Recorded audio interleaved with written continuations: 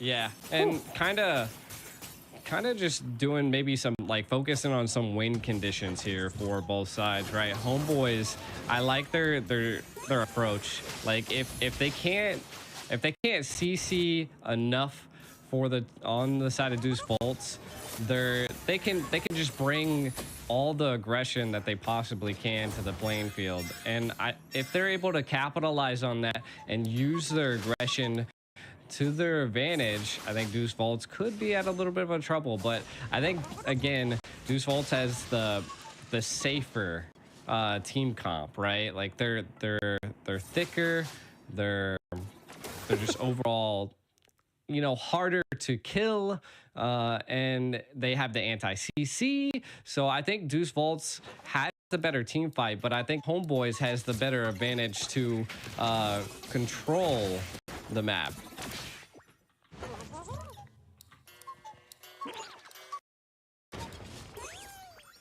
Oh, yeah. So I think I'm solo right now, Naisu. I don't think you're on here, by the way. Yeah, yep. Kind of just talking about what's going on in this game. We can already see that Homeboy is able to secure the first blood onto Solo. Huge plays by Homeboys at this point.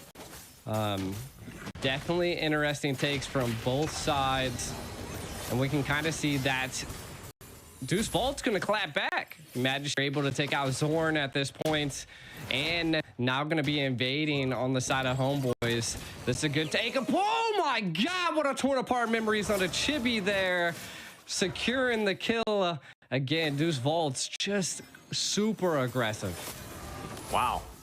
All right, I just came back from a journey again, my own time journey.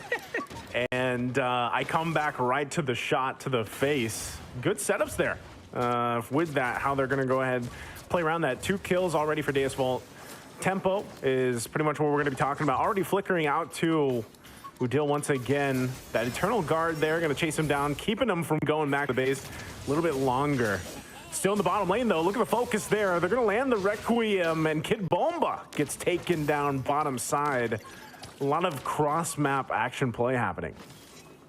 Yeah, I mean, the aggression from both sides have been great. Does look like Deuce Volts is definitely controlling a little bit more of the map and a little bit of that economic lead as well. Great flicker utilized or bait out by the side of Deuce Volts. Magister controlling the map with this Bratz at this point.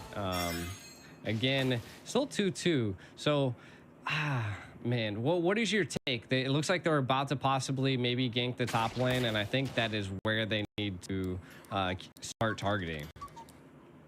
I think, again, Deus Volt having this bit of a lead that they have, G, is great. They can work around it.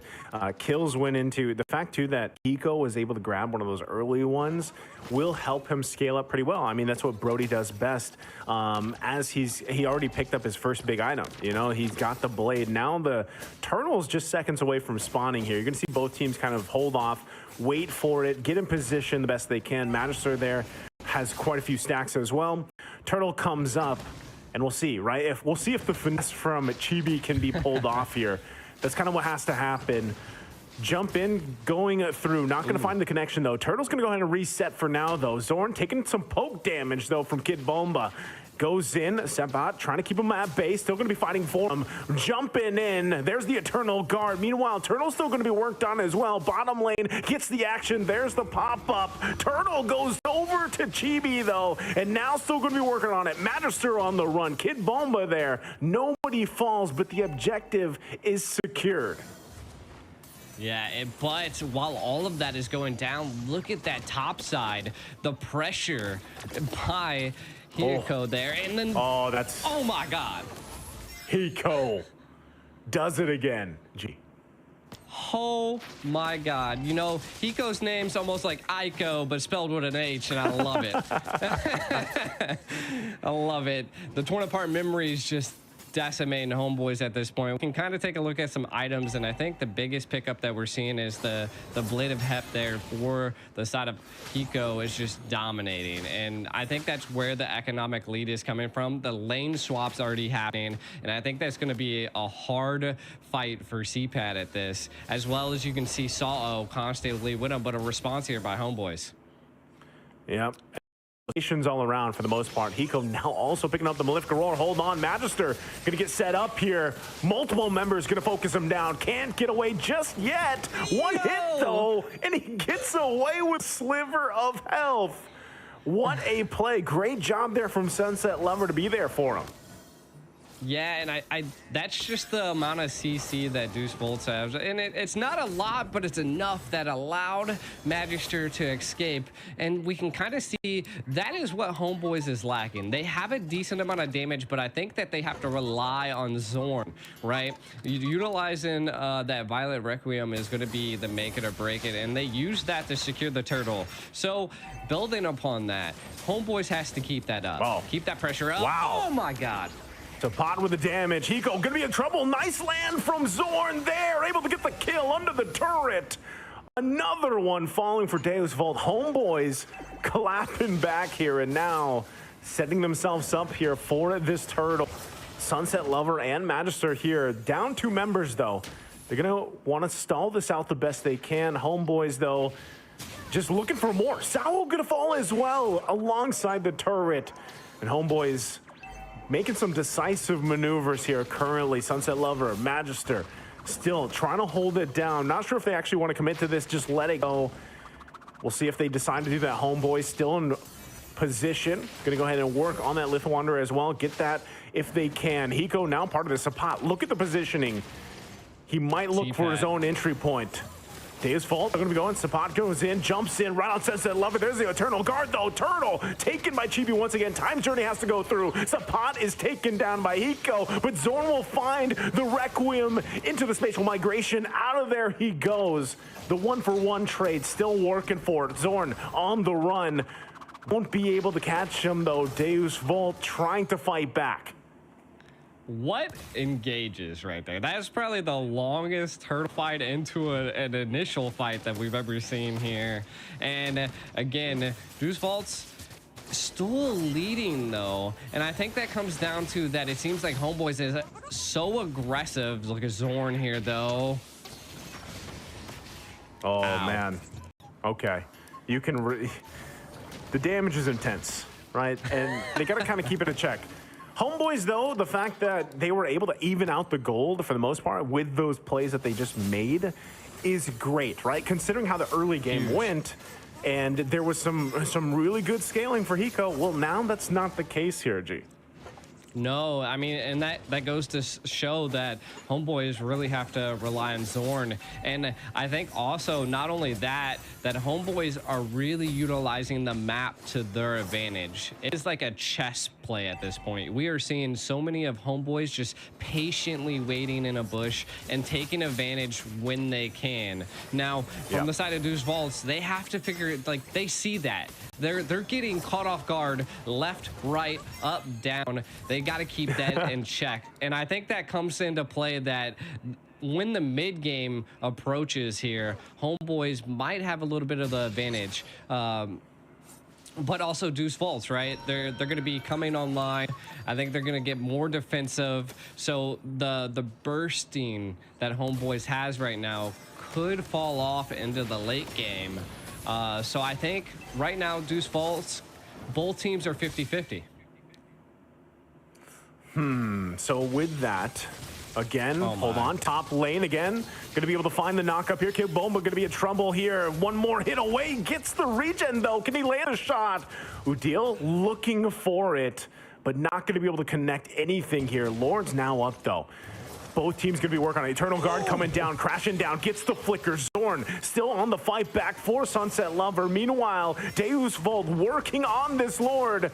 Sapat goes in, Chibi trying to get the turn. He gets the Lord, takes it from under their noses, and with that, Deus Vult strikes some kills, but they lose the Lord to Homeboys. Yeah, and one of the key plays to point out there is that Magister tried to utilize the Daytona welcome on to Chibi, but missed. And Chibi was able to dash in and secure the Lord. Oh, Violet! Again, Zorn right there. Sunset Lover going to be in trouble now. Kid Bomba once again alongside Magister. Still a couple hits away, couple shots. Net's going to be able to grab it. Still working for it. 2 down. Deus Volt. Resources for the taking. Lord on the top side. Homeboys are looking to make the play. Yeah, and I mean, there's 2 down on Deuce Vault. Full Lord kind of barreling down. I think Homeboys at this point are going to be... This is a good Lord for them. Allows even more breathing room. And the 50-50 now leaning into the favor of Homeboys. They're able to utilize this Lord to clean up the map and essentially take out a lot of the towers. And Deuce Vault's going to have a hard time now, right? Because they're not going to have the escapability that Homeboys has. And it's just... It's crazy to see that Homeboy's aggression. They're just breaking apart Deuce Volt's just tactical plays here, and I think they're taking advantage of the mistakes that Deuce Volts are making. It's great too because for Homeboys, they were able to get this lead that they needed. They have the space to work around with. Deus Volt, though, they have to be able to find their own pickoffs, right? They have to be able to utilize what they've done so far, and they could be doing it right here. Daytona's welcome into the wall, into the Eternal Guard. Udil's out of the picture. They get the flicker out from the rest of the team. Still working on it, though. Mid-turret, though, as well. Good BMI on the defensive earlier. Now Time's Journey gonna be taken out. Setbot gets the kill on Sawo. He goes for more into the blazing duet. Nets chasing him down, trying to get the kill. He gets it on Sunset Lover. Still going for more. They have to respect the damage from Deus Volt. But what a battle here in the mid lane. Yeah, and look, they're about to Kid Bomba in a little bit of trouble. Oh. Still gonna be in trouble. Kid Bomba regens it back, gets the kill, but look at the mid lane. He goes the one to fall. Sapat again is insane on this Lapu Lapu. Tanks some damage, eventually goes down. Double for Kid Bomba. Both teams are just like, it's like a rock'em sock'em robot match at this point. 1 goes down, 2 goes down, 3 goes down, and then they can consistently keep up the battle. And again, I think that's that 50-50 mark, and it's just tenacity on both sides. It could be anybody's game at this point. We are seeing Deuce Volts kind of coming online now. Their damage is starting to scale up into this mid game, and just the burst that Homeboys brought into the early stage isn't there. We can kind of take a look at some items. We do see Claude. Look at this. Almost has everything built already. So I feel like that's going to be a key factor there. Oh my. The back door. The back door. They're going for it. This is exactly what I was talking about. The nothing but nets play. But he's also alongside one more as they push into the base. They have to deal with it. Deus Volt. They can't even commit to this Lord right now. The pressure's too much. Do they want to fight for this? Sunset Lover picking up the Divine Glade in the midst of the fight. Lord's going to reset, though. The pressure already put on. Homeboys regrouping here. Still working on it, holding the Lord under that half health mark. 1/4, still going. Setbot's gonna be jumping in. Daytona's welcome into the wall. Will get taken out. Now still gonna be out and out. Chibi gets the Lord. Oh, it all breaks through. Hiko trying with the torn apart memory. Udil still able to survive. Look at the shots though. The damage from Novaria. Able to get 2 down of Deus Volt. They lose the Lord as well. They're on the defense once again. I gotta say, right now, Homeboy's retry game is on point, right? It's just Homeboys, they're securing a lot of the neutral objectives. Second Lord going into their favor. Deuce Volts has to respond to this, you know. In the beginning, I suspected that Deuce Volt's comp was a little bit better, but it goes to show that Homeboys is just bringing that aggression left and right. Lord now barreling down, full HP on the left side. Can they mount up a defense here? I don't think Homeboys can take it here, but we'll see. We'll see. They're going to have to deal with this. Lord making quick work of it, so still holding on the best they can. Right now, Homeboys, they'll win for the next waves to push in. They want to get this mid and bottom turret down. Poke damage is going to be there. Still holding it together. Eternal Guard also playing that front side. And right now, Deus Volt keeping these 2 turrets in the base. That it's good. This is the defense that Deuce Volts needs, and I think they're essentially going back to the drawing board in game at this point. They need to find and take control of the map. The river control is going to be a key factor here. You were saying it earlier, Naisu, is that I think that they really need to get a pick, right, and a key pick, as Nets is 2-0-4, hasn't been stopped just yet, and I feel like that is the winning factor for Homeboys. Now, also, the Bratz is having a hard time getting his stacks. Look at the little dino on the field. He is just so tiny. And I think that's kind of playing into a factor on the Deuce Volts, is that not having their jungle, not having control of the map is it's rough. It's rough. And that's why we were talking about in the draft here, G. The tempo that was going to be set, you know, and for that early game, Deus Vult did have that little bit of lead. And Homeboy is able, wow, look at the Nets playing very risky here, but we'll be fine. But again, tempo, and like you said, Chibi's been on point with a lot of those retributions so far. Yeah, controlling it. Zorn, this is what we were talking about as well. The roam potential here. He's going to get spotted out with Kimbomba. Not sure if they actually just want to continue to commit. They don't. He's back to safety. All this, the push and pull, 30 seconds away from the Lord. Yeah, and again, I mean, we can kind of look at Claude full build, Brody missing one item, but almost at the damage point. Now, the biggest difference is that we are seeing both have Wind of Nature's already secured, and Homeboy's controlling the map. Again, I think this is the hardest part that Deuce Volts is fighting against, is that they're trying to take what they can, but if they walk into a bad position, it could make it or break it for them. Homeboys are trying to trap them into that, and you can already see here. Yeah, right now, once again, the fight for the Lord, half health here. Both teams waiting patiently. Chibi on point for the majority of the game. It's going to go ahead and reset. Nothing just yet. Soft reset for now. Still pulls it out of the pit. Deus Vult has to be careful how they approach it. Look at the pressure, though, already in the mid lane. Zorn gonna find the knock-up on Kid Bomba. Takes a couple shots. Nets has to back off, though. Sunset Lever on the hunt. Does have the immortality. It's gonna get popped here. They have to fight this out. Still gonna be going. Look at the damage, though. Chibi comes through, finds the execution, gets the double on Hiko. Finds more, still working. Sunset Lever's gonna be down. 3 down so far. Looking for the 4th. Kid Bomba gets the kill, but another member on the run. Still looking. Chibi. Finesse. Looking for Kid Bomba, one hit away, but the shot from Udil, and that will make it for Homeboys as they take game 1. Wow, that was crazy. Homeboys being able to take game 1. Deuce Volts pushed back against the wall there. Wow. My God. I again, Rock'em Sock'em Robot match. You didn't know who was hitting who.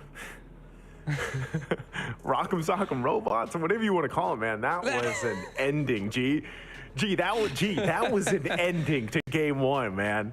That was finesse. It was the most intense.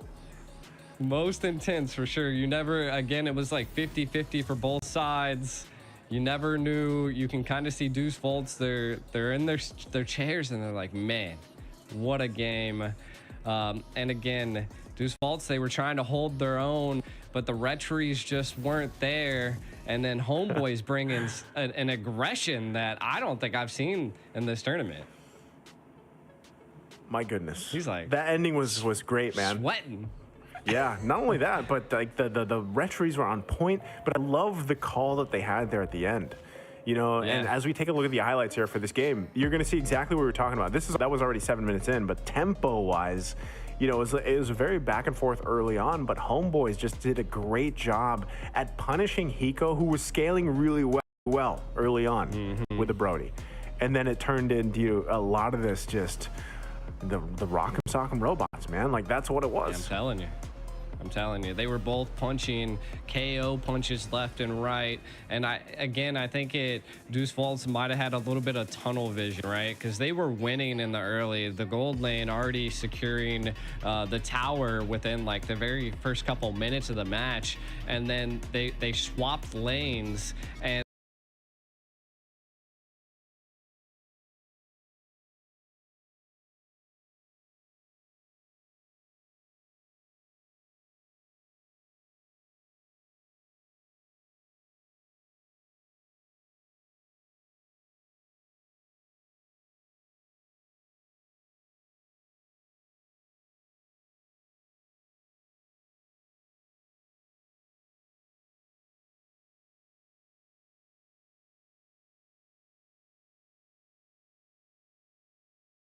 the homeboys just took advantage of that, and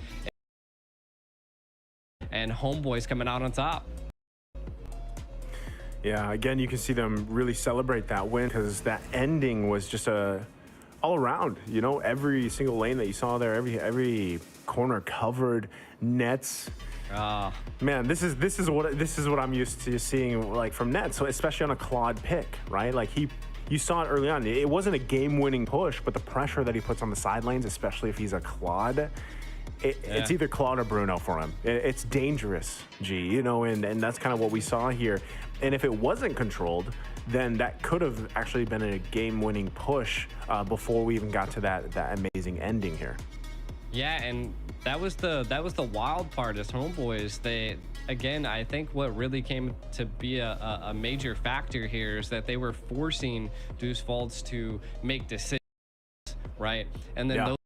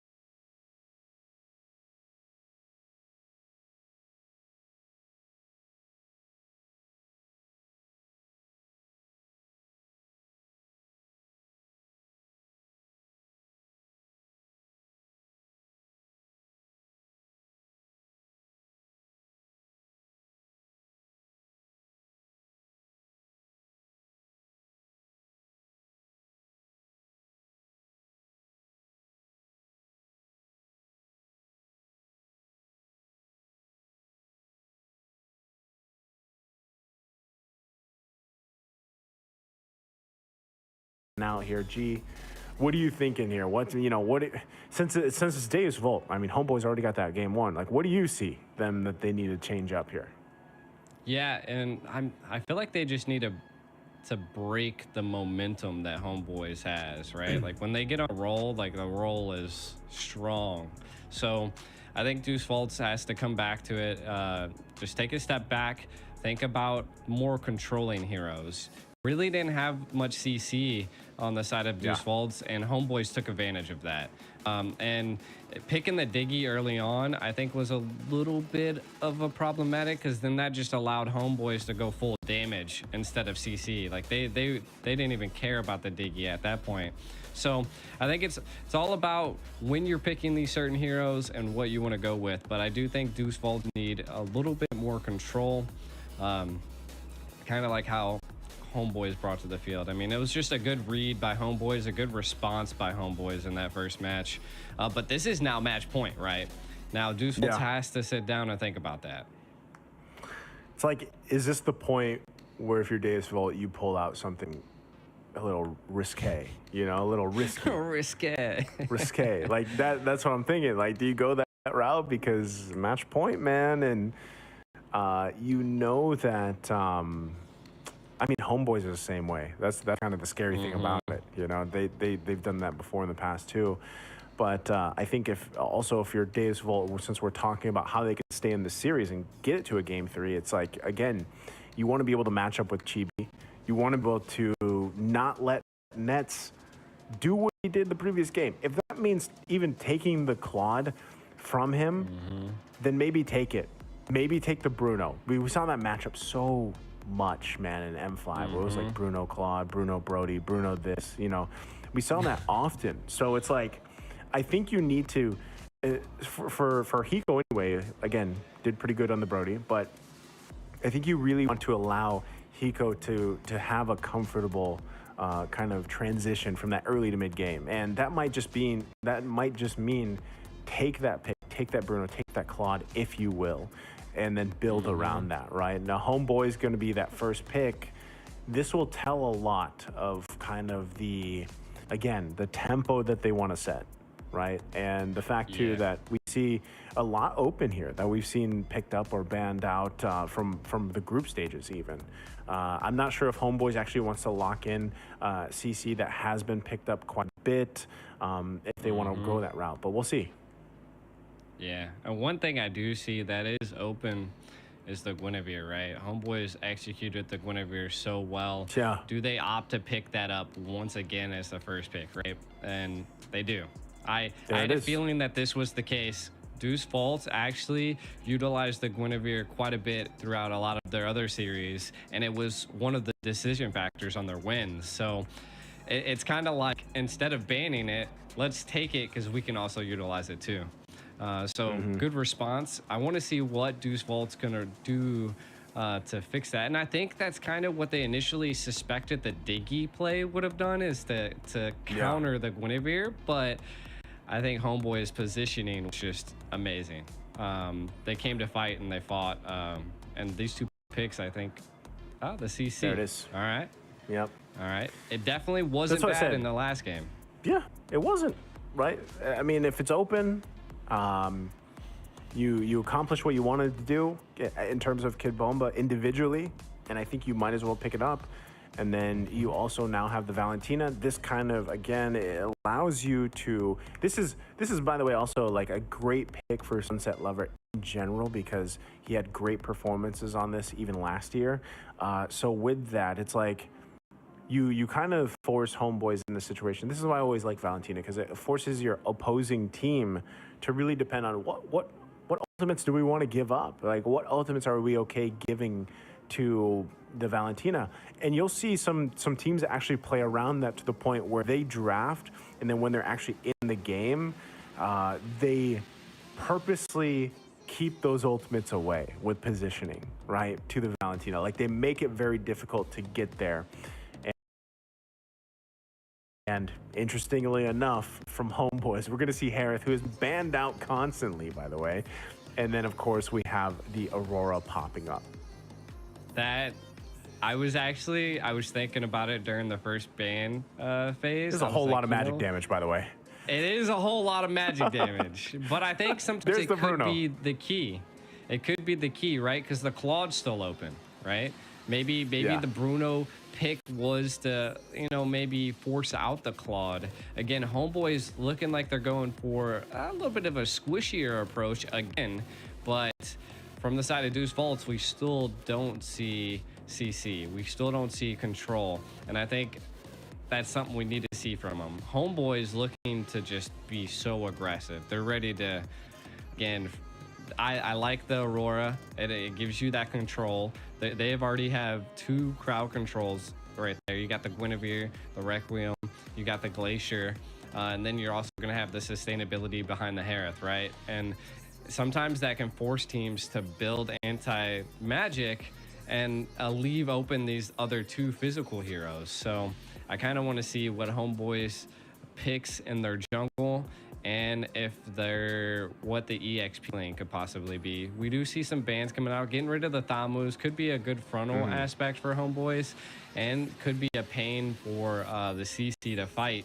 And I think that's ultimately why they banned that. And then the Tigreal, I like it. I like the ban. I like it.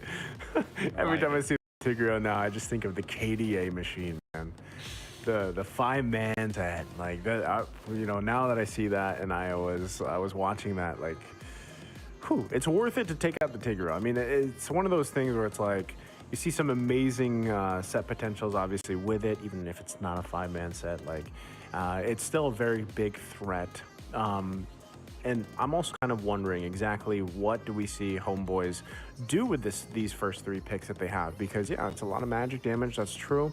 And you want to kind of even this damage distribution out, so you kind of, that leads you to the table of, yeah, what do we pick up for that, right?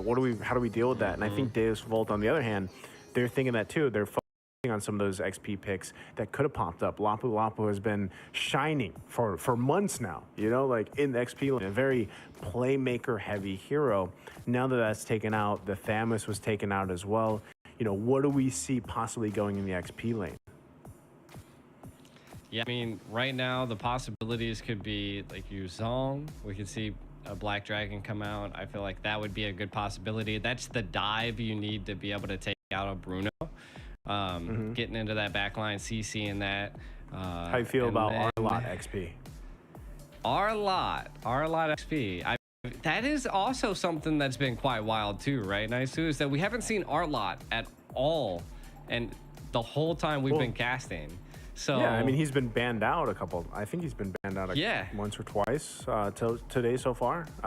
He was banned out all in the first series. That is correct. That is true. So that's why we didn't see him there, but we're not seeing him here. So Arlot could be that. The final slash is what I think Deuce Vaults would definitely need to utilize. That's some solid CC. Yeah. Huh. Interesting. Okay. They're gonna pick that up. It's a good counter. Get it. Yep. It's a good counter to the Harith's like sustainability, right? That it's a smart anti-heal. choice. I mean, for all 3 of those, like technically, even for the Guinevere, in essence, like depending on the build path and whatnot, like it's a smart pick from Deus Vult. I like the Baksha. We talked about it too. They need a little bit of that durability, so they're going to have that available to them. And realistically, like I said, you really want to just allow Hiko to farm up, like be the turret destroyer here on this Bruno. Focus on opening up the map for your team to work with, which works great for a Baksha, right? Opening up the map for him. There's the Benedetta locked in. So if, we're talking about physical damage, this is some physical damage. And they pair it up with an Edith. Wow, it's been a while. That's a lot of magic damage. Maybe they're relying on the Benedetta's physical. That is crazy. It's a lot, but maybe it's much for Deuce Volts. Angela, okay. What is this game? Now you see, you asked for some wild, risky plays. Risque.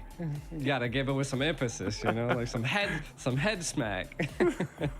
Risque. There you go. Hey, I think it is gonna be risky though. It works. I think as long, like, I'm a firm believer at this point, and not just because we saw Layla recently. Like, I'm a firm believer in these teams can make anything work to a degree, right? Now, again, a lot of this is going to be decided in the early game, like tempo-wise. And I think too, if you're talking about it like Baksha, that's one of the great things about Baksha is like your tempo alone in terms of your rotation speed, being where you need to be. If you can get those calls on these side lanes, putting pressure, maybe it's even in the mid lane, get the passives down or the sustainability down with his passive. Like Baksha's a great pick, but you really want to be able to set the tempo yourself if you're Deus Vult here. And I think based on what we saw from game one, the work's going to be cut out for them. But if they can deal with all this early magic damage, we'll see how it goes. We're jumping into the Land of Dawn. Game number 2 here. Match point once again. Homeboys against Deus Vult. One of these teams will be going home today. Can Deus Vult extend the series to game number 3? Holding on to the tournament lives as they get us situated. I'm a little confused because it's already starting out at 60 seconds 2-0. Yeah, that's... Wow, it looks like Solo and maybe Sunset Lever in the intro died. And Homeboys took advantage of that. I guess that could be the early aggressions between the Aurora and the Edith combo. That's something you don't see very often. Because the Petrify was down too. So yeah, you know, as I was waiting to load in, action happened, man. So, you know, the Petrify was utilized, Sapad gets that kill, it goes to Udil. This is scary, like if you're Deus Vult, man, because kills in that department on those heroes is deadly. And with that, they're going to go ahead and put a little bit of pressure here in the mid lane. Zoran, though, quite tanky himself. There's the knock up. Into the Requiem they go. Magister are going to be in trouble. He can't even play. Gets taken out of the picture. CC upon CC. And again, I think that just builds onto what I was talking about in the draft, is that Deus Vult's kind of lacking that CC at this point. I think it's kind of the... What does Sunset Lover steal with the Valentina, right? Like the big things that they have available are gonna be, you know, the Frigid Glacier, I mean the Violet Requiem, but look at this damage, my god. Yeah, you gotta be able to respect damage this early on. This is kind of what we were talking about with the overloaded magic damage potential early game. It's so far quite deadly, and that's the best start that they could have so far.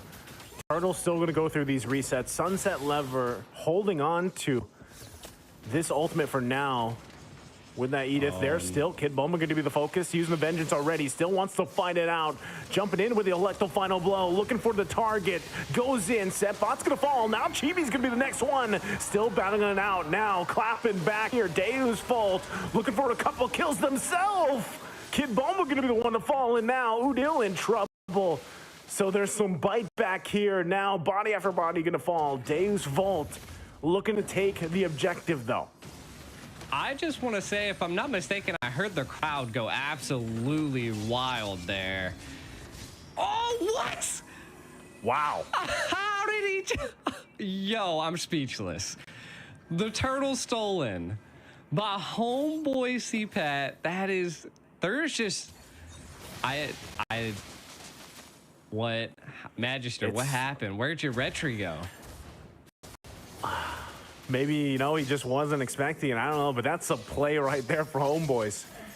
Now, given that whole sequence, how that kind of unfolded, right? Deus Vult showing that they definitely have fight in them early on. Still, once again, they have to deal with the early damage potential, magic damage. You can already see, too, big items being picked up here. They got the Starlium Scythe already on nets. He's got that available to him. You pair it up the fact that Udil picked up the Genius Wand. So it's a little troublesome in terms of now we even have to deal with more burst or more, you know, our magic resistance being reduced in some of these team fights.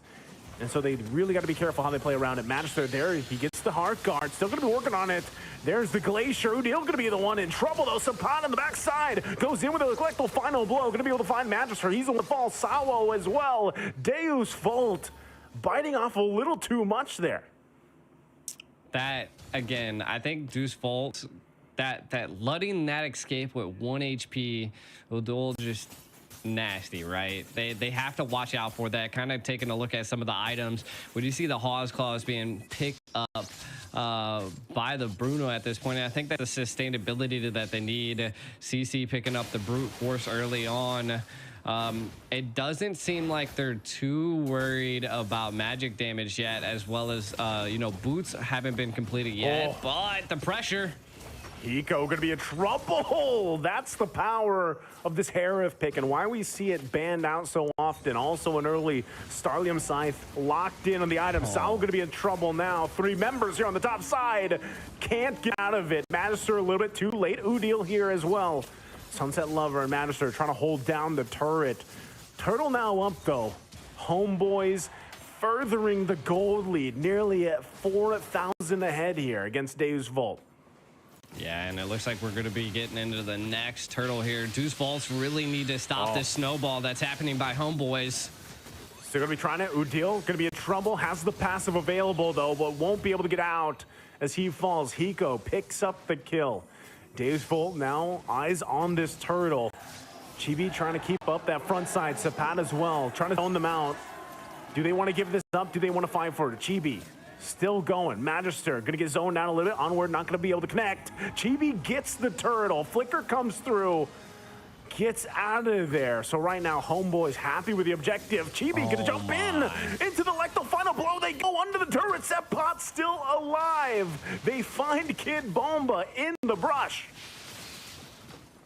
This is just speechless right now. Homeboys executing everything perfectly, and we can already see another clash. Hiko can't withstand the damage. The Glacier gonna come down, won't be able to find Sunset Lover. Meanwhile, Magister now trying to get away from this, gets the heart guard. Still gonna be going. Chibi jumps in, stops them from going, but they're not gonna get more. So Pot with a big item pickup here as well. Yeah, and I mean, it looks like Homeboys going to take possibly this mid turret. They're zoning them out. Homeboys have to keep this snowball up. This could be. They still get the turret. They're going to be happening with that. Chibi still wants to be able to fight, though. Sunset Lover. The damage is too much to deal with. Now Sapat here against Magister. Does he want to go for the kill? Going to jump in. Still goes for it. Has to use the retry to get away. Will be fine. Homeboys, though, pushing on the gas here. I mean, they are definitely pushing Deuce Volts against the wall. Deuce Volts at this point really need to kind of step back, and I don't know what could possibly be stopping them from missing the retry, but Kid Bomba! Wow. Even with the vengeance, it doesn't matter, G. It doesn't. And look at this. Chibi still wants more. Magister the target. The rest of the team going to try to help him out. Hard guard going to come through. Still going to be fighting. There's the Glacier coming down, even with it all. He will be fine. The fight for the resources, though. Chibi knows it. They already got the hard guard dealt with. Still going to be putting the pressure once again on this side of the map of Deus Volt. Divine Glaive as well. Picked up for Udil. If there wasn't enough magic damage, it's even more deadly now. It is, and they're already zoning out for the First Lord. Homeboys controlling a bit of the map. Oh my God, CPAT into the top lane, taking out Hiko. Still gonna be going. Once again, Magister, the flicker from Zorn. Looking for more, though. The pressure is there. Now Sunset Lover gonna be the one in trouble. 3 members are gone. Make it 4 for Deus Volt. It's only Sao. This is dire for Deus Volt. As Homeboys now makes the way for the Lord. First one of the game, and Sapat will continue to push the top side. You said risky, we got risky. Not only did we get risky, we got major aggression by Homeboys. The snowball effect is engaged, and we can see Deuce Volts. They need to find a response. They keep going in and testing Homeboys, and they're again, I think it's going to come back to that they're going to have to mount up a great defense. They do have the ability to do that, right? Kid Bomba, though, being farmed up alongside Magister. Mid game coming in, we could see a little bit of a scaling happening by Deuce Volts as they are securing a bit of the magic resistance that they need against this magic heavy team that Homeboys has. Lord kind of rumbling down in the land of Dawn. How is Deuce Volts going to respond to such an aggressive attack? Tough for them to deal with. Look at the backside. Sapot gonna jump in. Got a little aggressive there. Ends up falling. 1 versus 3.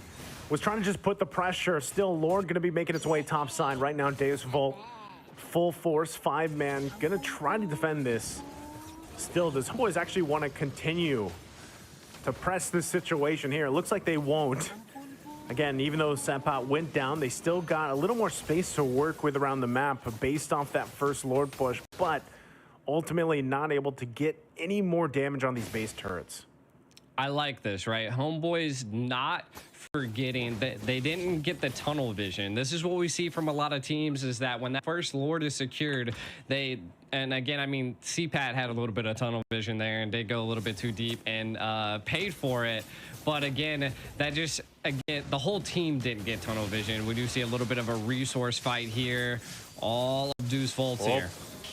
Gonna use that electro final blow once again. Sapot trying to focus down Sunset Level. We'll be able to get him. Hiko falls as well. 2 down for Deus Volt. Still gonna be fighting Magister, trying to get out from Nets. Still alive though. Quite tanky himself. Kid Bomba, the next target. 3 members of Deus Volt hold on the force from Homeboys. Knock it on the base now. Mid turret gonna be the focus. It falls. Now the top side, the focus for Homeboys. Will eventually get this as well. Deus Volt, couple more seconds. Their full team will be back here. But Lord up in 30. What can Deus Volt do here? Gee, they're almost 9,000 behind. I mean, I think they've just been making mistake after mistake, kind of leaving the comfort of their base is what Homeboys wanted, and they just fell right into their grasp. Right now, I mean, if they could possibly get an easy pick, that might be where it's at, but it's the snowball effect on Homeboys is just a little bit too much. I think if they attempt to engage for this Lord, they might pay for it. And I think that Deuce Volts needs to stay passive, but again, they're being a little risky, and this might be the only chance that they have for this Lord, as it is going to be the second one. So I think it's reached its enhance point. They waited they waited past that 12-minute mark, and Deuce Volt's definitely opting to stay back at the base again. I think the only thing they can do at this point is turtle up, hope for a decent play. Maybe Sunset Lover able to get the Frigid Glacier from Udall here, and that might be that might allow them to stop a huge push. But I think that's about the only thing they can grasp for at this point.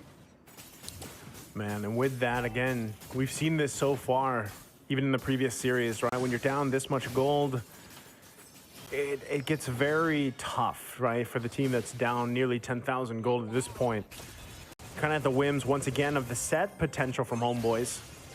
So Deus Volt, the lanes how do they pull this through? Once again, lanes are synced.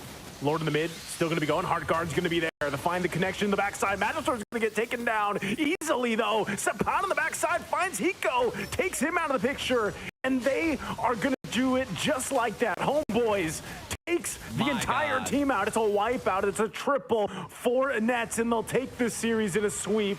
They send Deus Volt out of the tournament here, 2-0. Wow. Homeboys showing complete aggression and complete control over that whole game. You know, we've seen it was a 50-50 in the first round. Congrats to Homeboys, because they showed that they brought the tenacity. And, I mean, Deuce Volts tried their best, but Homeboys Seemed like they wanted it a little bit more. Man, homeboys, this just they're super clean. You know, I mean, speechless. yeah, it's a very clean performance, like from game 1 to game 2, just like we saw, you know, in the previous series, man. So it's very very incredible to see that kind of improvement, if you will, in their play style. And of course, you know, for Deus Vult, they're not going to be happy about that. It was very tough to have that kind of loss here.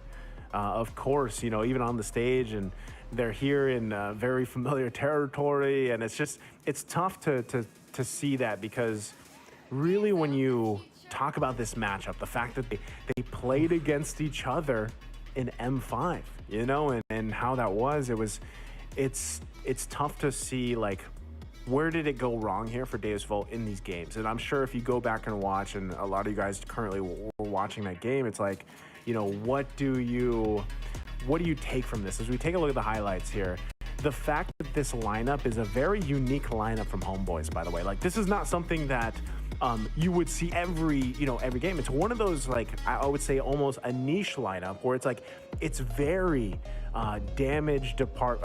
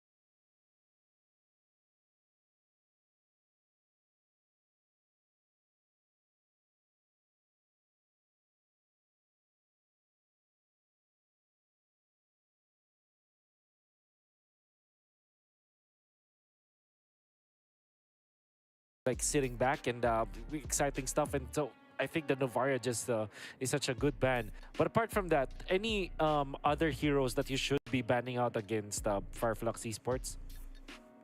No, I think you just ban heroes which is uncomfortable just for you, against you. It's not like you should ban some certain player who plays some kind of hero. You just need to ban the hero itself, which is uncomfortable and might be picked, because Fireflux has such wide variety of hero pool. So it's I think it's ban, and trying to ban one of the players, it's unnecessary. Okay. Yeah, understandable. Or the Faramis is gonna be there. Look at Burning Slash just banning out all of those Rosa heroes. Just shut down the main player from Fireflux Esports. Like I said, the uncomfortable heroes. At least, you know, in the on the perspective of Burning Slash, they will be uncomfortable when they face up against both the Fire and the Faramis. So that's what they're gonna be banning out. Do you think that Assassins will be opened up in this game? And if so, who's gonna take who? Who's gonna take the Joy? Who's gonna take Nolan? I think Firefly's gonna take the Joy, but the first pick is in Burning Flash, so they might try to go with like Ruby and give the Joy. I don't know, but it's still a good idea. On Brass being banned, by the way, kind of unexpected. Yeah. Well, I think that they really want to secure the Assassins now, just because of that. Because of that ban, I think that's really what we can expect. So, and it's like now it's Ruby, Arlot, and the Joy are open, so it's like 3 heroes. They can give Joy. I mean, they can give Ruby probably for burn and take Arlot and Joy maybe. Yeah. So we'll see what prioritizes. Yeah, I think if you're Fireflux, only ban Joy. So they open up the Nolan here for Burning Flash. Yeah, Nolan, Ruby, Arlot are open. Yeah. What do you prio? If you're in their position, if you're in the position of Burning Flash, what would you ban here? I mean, what would you first pick here? It's hard to tell. Like, if they go for Nolan, if Fireflux take Ruby and Arlot, it's going to be so hard for Nolan to play, to breathe. Even now, you gotta like snowball from the early game. Try to snowball from the early game. They go for Ruby, like, and now if Fireflux goes for Nolan, it's going to be not that effective. But it's like it's only on paper. It's only on paper. You can still go for Nolan and outplay the Ruby. So that's always a factor. It's not like it's, you know, it's like a classic, like, let them go funny. I'm gonna pick Hufra. And what? It doesn't mean you're gonna counter the funny with, or like, let them pick Lancelot, I'm gonna go Hufra. It's not work like that. Okay. Yeah, I understand. But Fireflux Esports, they might, they will go for the Nana. A hero that can actually answer Assassins in a way, because I always say that Nana is a mage that not scared about Assassins, because you have the passive anyway. So if you get bursted, you still have the passive. And also, your Molina is actually very strong against Assassins. Like, if you time it well, it's easy to control the Assassin. So that's that.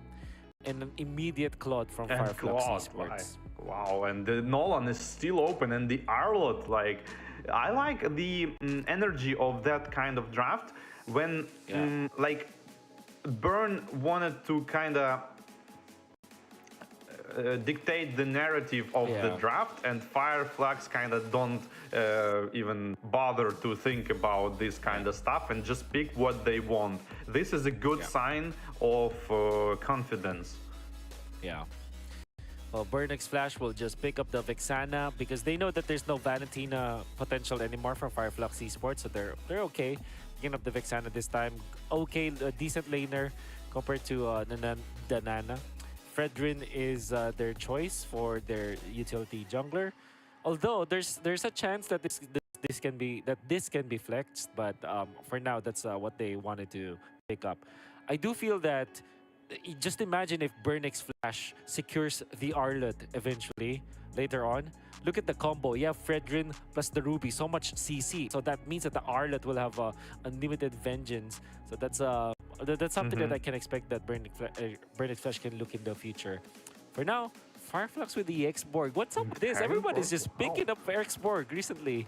Yeah. Why not? I mean, it's a strong hero. It's like we discussed about the Ruby. It's not that.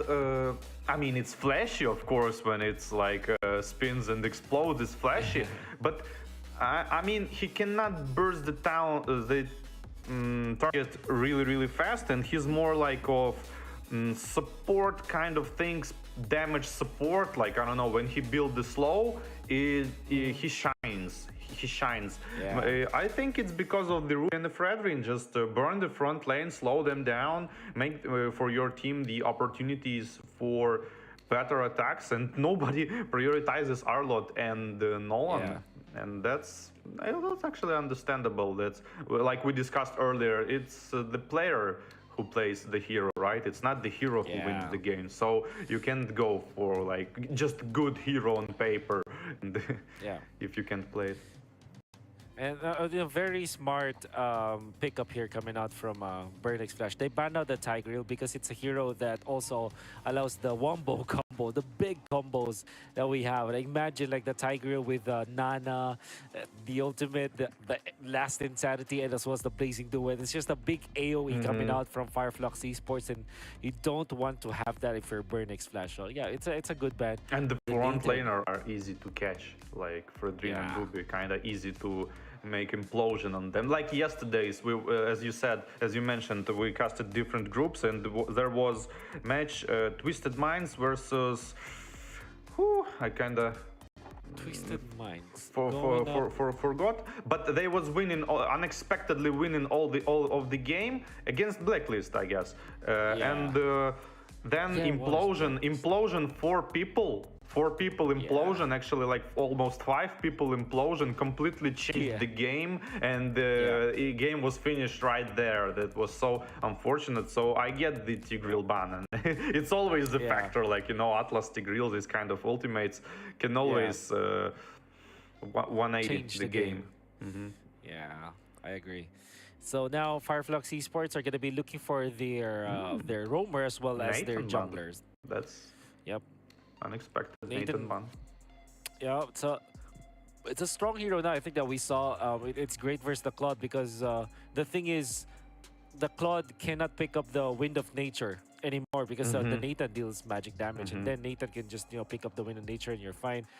With the Martis picked up here, I do feel that Burnix Flash can consider taking Arlott, and then maybe they need a hard carry at the late game that can go up against this this Claude.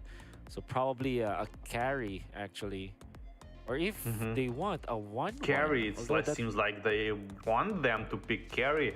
But if they go for carry, they like kind of all of melee damage type of heroes. Range, like, you know, short range. So maybe this is going to be big if Xborg going to get his slow pretty fast, maybe second item, and it's going to be a problem for Burn. Oh, the Bruno, that's a good one. Yeah, Bruno. Yeah, it's a very stable laner. And as expected, it's the Arlott. Imagine there's a lot of crowd control from Ruby, Fredrin, as well as Vexana. You have Unlimited Vengeance now. And for Fireflux, might consider something like Rafaela or Diggy, actually, because of the crowd control that's present in Burnix Flash. But, maybe Minotaur, actually. Maybe Minotaur. Yes. That's Good what I as wanted well. to bring up as well. Because Like there needs to be melee somewhere in the heroes. front lines, right?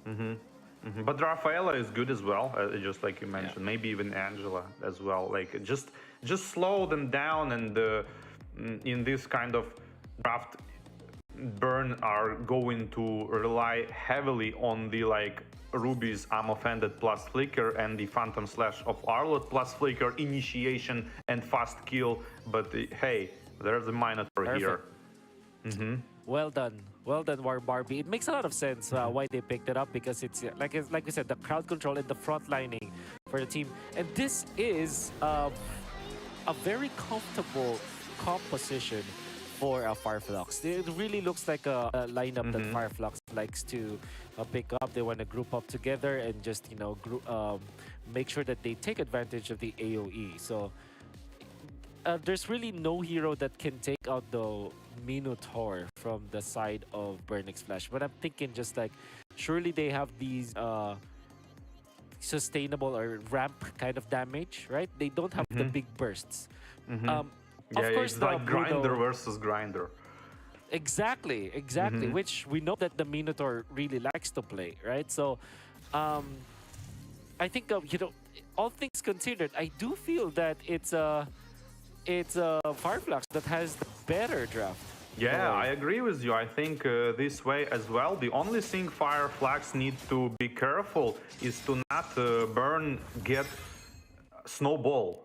Because if they do, Minotaur suddenly gonna tank zero tankiness. He's going to be zero tankiness, and he's gonna be focused while casting his ultimate. So this is basically the only thing they need to watch out for. Yeah, I will agree with you. So now it's Burning Slash, very important early game. But we know that they also play a mean late game, right? At least when it comes to when we're just like talking about the overall play style of the team. Like if I think they are focused around mid-game, I think, and the Retribution aggressively goes into the enemy jungle here, stealing from the Red Ring this little Ursa minion, and goes straight away back to his own jungle, Marcus. It looks like a small X minion going to die as well, and this slightly pressured here the experienced lane, but no gold shell is going to be farmed. Arlott can safely farm his almost level 4, but here the Burn team goes into the turtle to help his teammate to get safe level 4. And here some exchanges trying to get Firaga Armon out of the X-Planer, not being able to do, and maybe... No, Last Insanity wasn't popped, and the Firaga Armor is down, and that's opened a good opportunity to pressure the Turtle here. Almost level 4 though, Minotaur, the Manon Rage, and here the Phantom Slash plus Flicker going to initiate straight on the Nana, proccing her passive, forcing to use Flicker and go back. Meanwhile, Fredrin getting the Turtle, and the fight continues.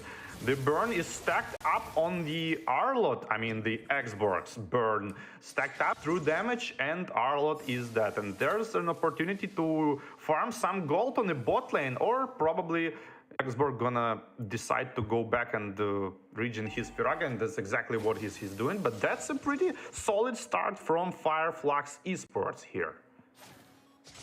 But if you look on the gold chart, it's kind of only like 500 gold, so that's not very much, but that's at least something. That's a not bad start from the experience perspective, and the ultimate is not ready on the Minotaur yet. Here's some aggression from the Fredrin on the enemy jungler, which is Mark is going to probably rotate the X-Plane here. On the X-Plane, there's some exchanges as well between the laners, but gold lane is probably the one who's being focused here. Nice initiation on the Minotaur here. All of the CC comes from all of the heroes, and couldn't kill him in time, and he forced to use his Manon Rage just to save the retreat, and that's exactly what he did. And when Burn saw like all of this rotation, Martis and the Nana, they decided just to retreat. Wow, I am just amazed on the decision making from Apex 47. He waited for the flicker to move forward so that Vexana ultimate will not hit him, so he survives and actually hits 3 heroes. That's why there's a little bit of a spell vamp in there. And then he went out because of the Quantum Charge, walking it off. That's amazing coming out from Apex 47. Really, really good plays. And Burn is Flash overall very good at using Bruno early game potential. That's exactly what you want to do. This is like Popol and Koopa type of heroes who fast pushes the turret, so you kind of want to use all of this potential, and that's exactly going to happen. On top lane is being pushed already, and probably we're gonna see some lane swap right now. Yeah. And Burnex Flash, even after having 2 deaths, and will be leading for now. Oh, I'm your ATM going for Rosa. Rosa, they have the passive. It's not being held up by Minoan, by the Minotaur. And look at that, I'm your ATM is punished. Rindo eventually takes over this turtle, the objective, but TNZ is still in here. Who takes it? It's Rindo to take the turtle. But then again, Fireflux did not lose any of their heroes. Yeah, but it was kind of winning the time for the team to take the turtle, prioritize the turtle, and the Bruno rotating from the top lane. Last Insanity used defensively, but in the last second used kind of offensively, and the Ruby is gonna fall from the true damage, and the Manon Rage on the Bruno, almost killing him, but not quite enough. It could be a good kill, but Martis isn't finished yet, and no, only turret is being pressured. Probably just push bottom. They don't have many minions anymore. KLVJ wants to survive but cannot do so. Good juggling, in fact, from Fireflux Esports. They're playing so well. 5-0 at the start of this game. And even after that, though, I gotta say, Burning Splash, because of their macro, they are equalizing the gold. It seems like the fights are going for the Fireflux Esports, but the macro game is on the side on Burn X Flash, and the Bruno is so big factor. He have already almost 5k gold, which is like 1,000 more from the enemy gold laner, and now you really want to use it. Like, you want to use it. You want to create the tower falls and the map control, and I like the mana boot as well on the Bruno, actually. Yeah. But even when it comes to the gold, when it comes to kills, Fireflux Esports have their own advantage. Bottom lane, just a little bit of pressure put out by Burnix Flash, but with 4 members of Fireflux, there will not be any happenings around. Could be a little bit in the mid lane, as the Cloud will just go for a double lane setup. Yeah, he need to recover his farm a lot, because and the top lane is being pushed by the Arlet. Minions are already dying under the turret, and Claude taking like super safe rotation, but Manon Fury with the flicker gonna focus down this Bruno, and the Vexana's ultimate actually hitting 2 people. The mini lord is spawned, getting aggroed by the Xborg, and just retreated. Yeah, turtle fight still ensues for Fireflux. I'm your ATM onto the back lines. No more Minoan Fury, but they did take out Owl. And Alien is taking a lot of damage. Fighter Slash not gonna connect onto anyone. They're actually chunking down this Fredrin low, but the Fredrin still gets it. Rindo takes the turtle and then runs away to safety. Fireflux Esports. Like, all the team just step his ultimate. Yeah. And meanwhile, Cloud is taking top turret. That's exactly what he wanted to. It's like 4 minions on top, double ballista and the tower, and he goes jungle. And he really need to recover his farm, while his team is going to kind of stop Bruno for this from this snowball, and that's exactly what is happening here. Yeah. A little bit of an exchange there from both teams. And if we're looking at the gold laners, Sunshine is catching up a little bit, but he still is 1,000 gold behind the Bruno.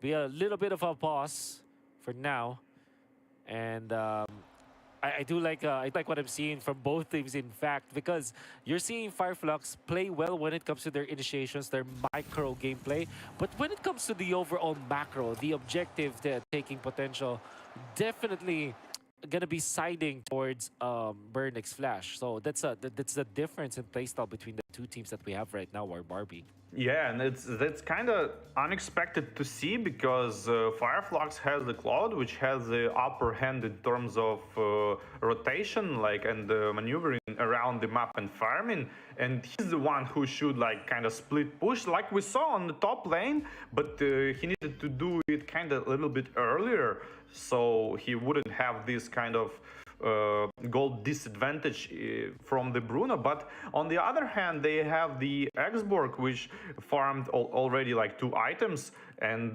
his thing now he like underestimated Burn underestimated Xborg on the bot lane, tried to kill him, and he wanted to like retreat using his intensity, but he's like, wow, I'm actually doing damage. So he's like returned and exploded on 2 people, and eventually they are dead. So Xborg here is going to be a factor, because like third item he might go for either immortality of the or the Queen's Wand, but Yeah. who knows? We'll see. If he gets this slow earlier, like, oh, it's going to be a problem for Burn. Yeah. And, you know, when we're looking at the particular clashes, it's very intensive. Like, even the positioning coming up from Minotaur and the timing is just all so crucial. And that's what you have to watch out for in this matchup. We are going to be returning into the game slowly and surely. We're going to find out what are the next steps for both teams. Seems like the power of this Vexana is that you can poke. But when it comes to commit, in comes TNZ. He takes a one. Actually, Rosa to get the last hit. But that means that they will be able to get one hero. That's a lot of damage indeed. Yeah, Ruby cannot tank. And slowly it seems like, oh, Nas Phantom Slash gonna proc down Firaga armor and try to actually hit him after the roll, but he used the flicker to safety. Yeah. That is Immortality, if I'm not mistaken, from Alien, 1-0-4. And you have to really look out for these final slashes. So far, I'm Your ATM has been a little bit 50-50 when it comes to connecting, but when he hits, it's always very impactful. Yeah, and it seems like 1.5 or 2 more minutes and Burn are gonna have a lot of problems because Nana gonna burst them down. 3 melee heroes can be countered by the Manon's Rage and the Axborg. So I don't know, looks kind of bad for me for Burn. We'll see. Apex 47 now gonna land the 3-man Manon Fury, and in comes the damage from Alien. They're not committing the ultimate just yet. But that is gonna be one out. I'm Your ATM is out. Tienzi wants to go for Rindo. But that means that Burning Splash will just retreat the healing as well as the initiations coming up from Apex 47 becoming on point. Lord Dance still ensues. And Fireflux may have controlled this first Lord. That's very nice from Tienzi to not go for the Rindo here, to trying to finish him off, just like we discussed the rhythm control. Just went for the safe Lord and now attack on Ruby. Gonna dodge the I'm Offended with the second skill as well, and with a Mortal Coil, and just go for the jungle kill and set up the Lord pressure. Yeah. Well done from Fireflux Esports. Burnix Flash yet to get a kill. And we did say that there will be a little bit of a problem for Burnix Flash to find the kills because of the sustain of Fireflux. Maybe when Owl is online, that's when they can find their openings. For now, Burnix Flash, all they can do is to defend. Yeah, and they are doing it quite well, using Vixana's ultimate, though, on the mid lane, but still securing the defense. The Arlot on top is being bursted down by the Martis and the blazing duet of Claude, and the bottom lane tower as well. Lord is working on the minions, trying to going for, I mean, he obviously gonna go for the tier 3 turret after that, but will his team follow him? I'll find out. This is a push. The Lord is still available. Owl is there. In comes the hook, but that's Apex 47 at tanky Minotaur. Oh, last Insanity from Alien. Just that's kind of late, because I mean, you should use it a little bit earlier to not let Burn death the Lord and potentially go for the turret. But now you have the second wave of mega minions, but the Fireflux actually decided to kind of retreat, even though they have Manon Raids, they have Flicker on the Minotaur. In my opinion, they should try to went for mid and for bot again, but wherever they decided to go safely and farm a little bit, that's understandable. I wouldn't say that's a mistake, because they have such a great advantage in terms of draft here, so they don't need to rush things. Yeah, can just relax for now. Yeah, relax. But now we're looking at eventually the damage item from Alien. I mean, Alien has been very active in this map, and we didn't even notice that he's actually well farmed now. He's 7.9k compared to 6.1k of I'm Your ATM. just like that, you know, and it would look like Alien is just, you know, always getting taken out, or the Firaga armor always being popped by Burnix Flash. But because he's always in the fight, he's already up with 3 items, and that's very important for the Fireflux Esports. Yeah, I'm just now thinking for the Vixana pick, it's kind of, I don't know, they not doing much here. It seems like the Lunox maybe would have been better, because they kind of need this front lane damage to be able to compete in terms of this grinder. I'm offended, plus the Flicker, and the Vixana follows with her own ultimate, but the counter attack by the Manon on range, and the Mart is going rampage with his own ultimate, and the last Insanity follows 2 people, blazing duet on all of them, and the 4 people are down, and Fredrin, only one who left standing here, uses his jump under the turret, but turret's gonna fall probably by the back door here, and the mid lane is gonna fall, and it might be a GG here. It might be GG. Burnix Flash, they don't have any heroes to defend this. Rosa even commits the flicker for this one. They're zoning out Rindo. The defense will not be enough. Wow, Fireflux! When you said that they are acting more than they're thinking this time, I think they're thinking while they're acting. Their decisions are smart. They're so efficient, man. Yeah, super great. I mean, they won this game in terms of drafting.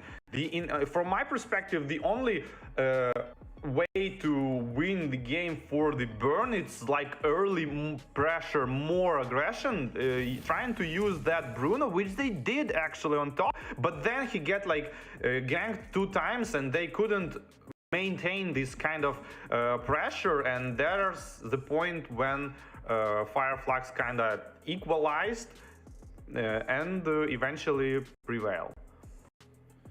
Wow.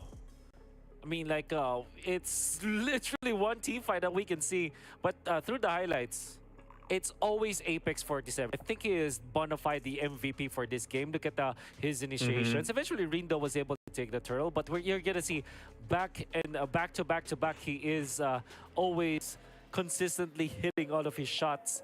And also Alien is also on point. Look at that, Apex 47 with utilizing the flicker. It's always on point.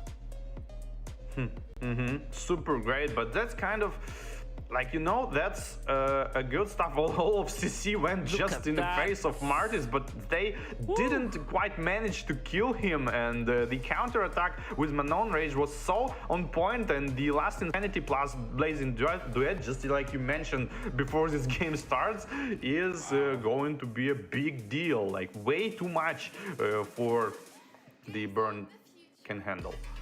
Oh, unbelievable. And we can see MVP is TNZ, 6-0-4.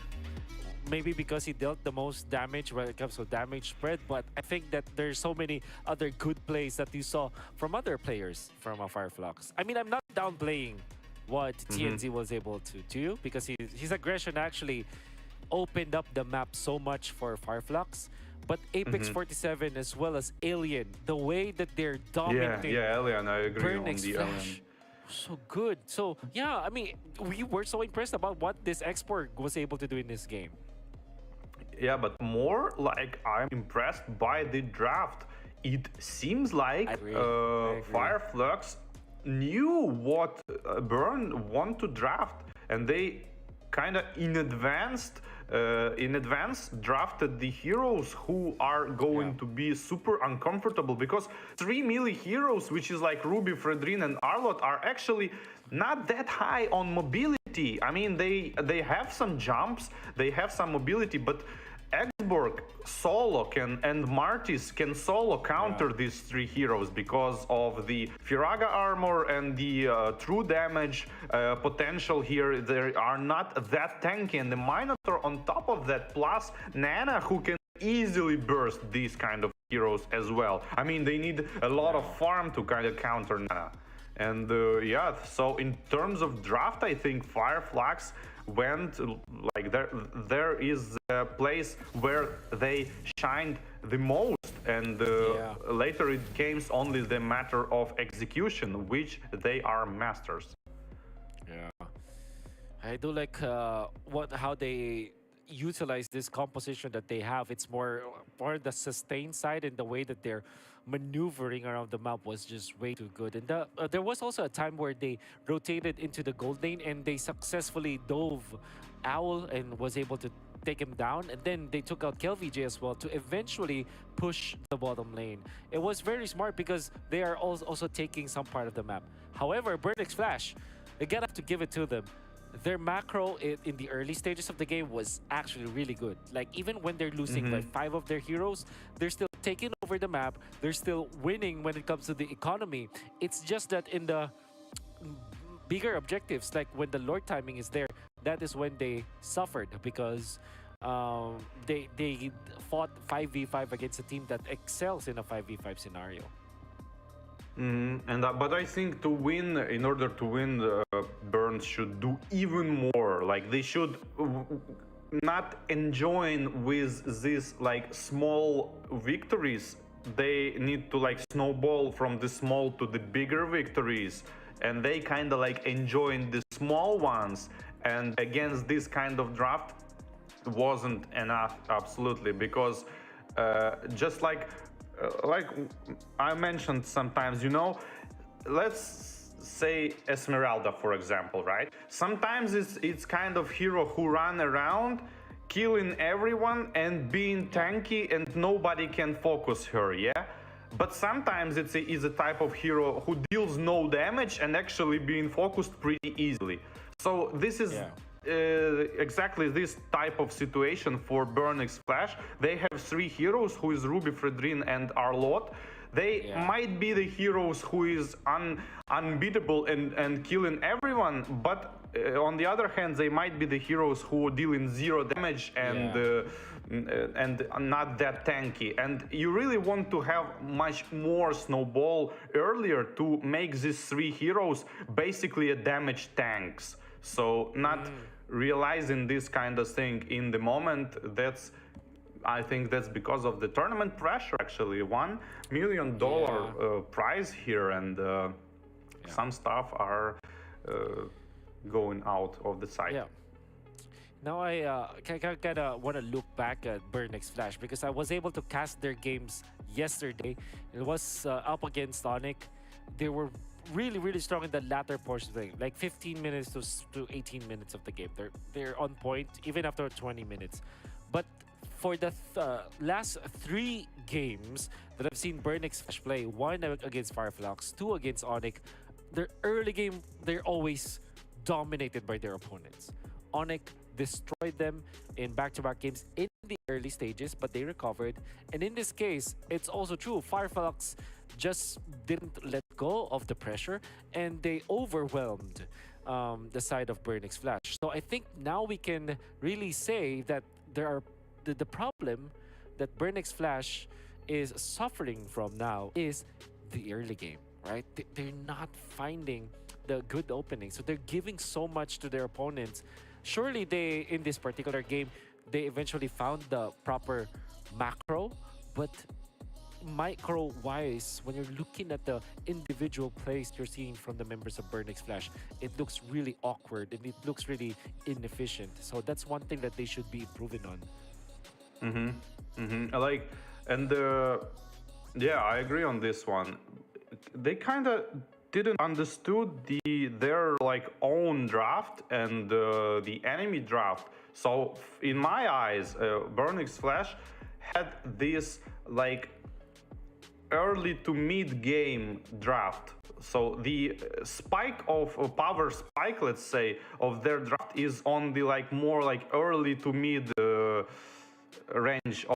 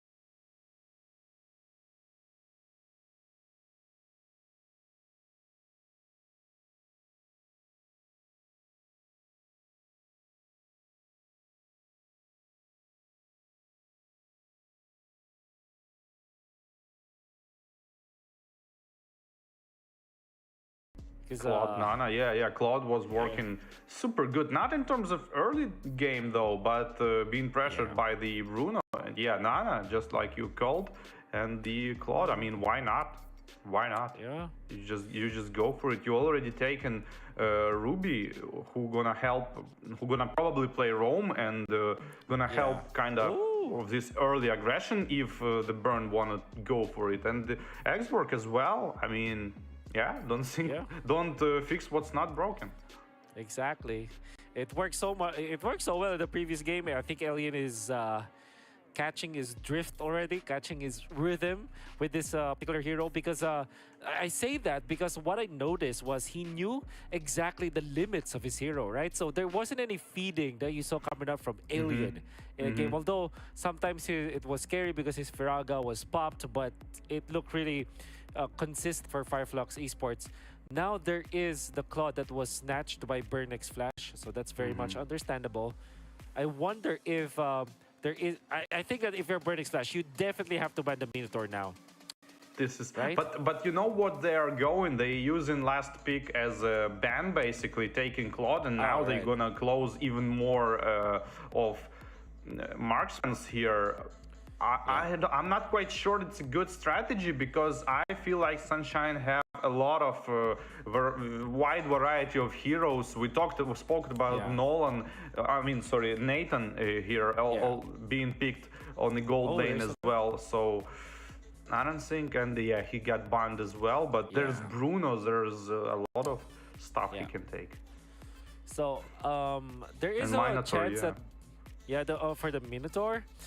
Maybe Burnix Flash steals it because they're the first pick in the second phase. That could be a potential. But I believe that Fireflux, if they get their hands on that hero, it counters the Claude.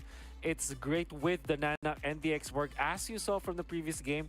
But then because of the fact that the Ruby was already picked up, maybe Fireflux are considering, okay, this is already a Roam Ruby, and then there's already the X-Work. So yeah, maybe the Minotaur will not be the choice anymore. Nevertheless, Burnix Flash can still have that as their choice of roamer to go up against this X-Borg as well as this Nana. So that's good. And there's also heal that you can sustain so that you can walk up the bushes and not be that afraid of the Nana. Another hero that is played against Nana Ruby is the Grok. So that could also be, but it's the Rafaela for Burnix Flash. Yeah, makes a lot of sense too. Yeah. Now, if Fireflux go for Minotaur, is suddenly not that effective because everybody can kite him. I mean, kinda kite him, and that's a good factor. And now Fireflux got to answer with some type of constant damage output to the front lane, but now it's going to be hard. Bruno might not work here. Maybe something, maybe even Leslie, something like Leslie I'm thinking about. Maybe they might go, or like maybe Brody, like I don't know. Yeah. But Paquito Ban is interesting perhaps as well. Harvith, might be. Might be. But I do like the Leslie that you brought up because it deals so much damage. And it's out of range of the Vexana, but they just go went back straight to for it. Bruno. Yeah. And It's standard. I mean, understandable. Don't try to go for difficult heroes. Just go for standard plays, and maybe you can just outplay your opponent after that. Burn X Flash. You're gonna be looking for their XP laner against the Bruno. Maybe Yu Zhong. That's the only hero that I it's can not think of. that good. I mean, Alien is the good player on the Xborg, and if Xborg is good, I think Yuzhong cannot prevail on the lane unless Xborg makes mistakes only in this thing. Oh, this one is interesting. Phobius, a lot of jumps here, but I mean, he's not that good that he used to be, not dealing that high damage with his ultimate, but we'll see. I like the pick.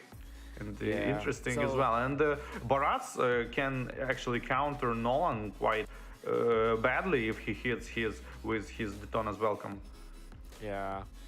So the idea for the Phobius obviously is to counter the Nolan, which we know is a direct counter because the dashes and you always have access to the Nolan. So obviously that's a good thing. But we'll see if this will be successful. Like you said, Phoveus is not as strong as it used to be.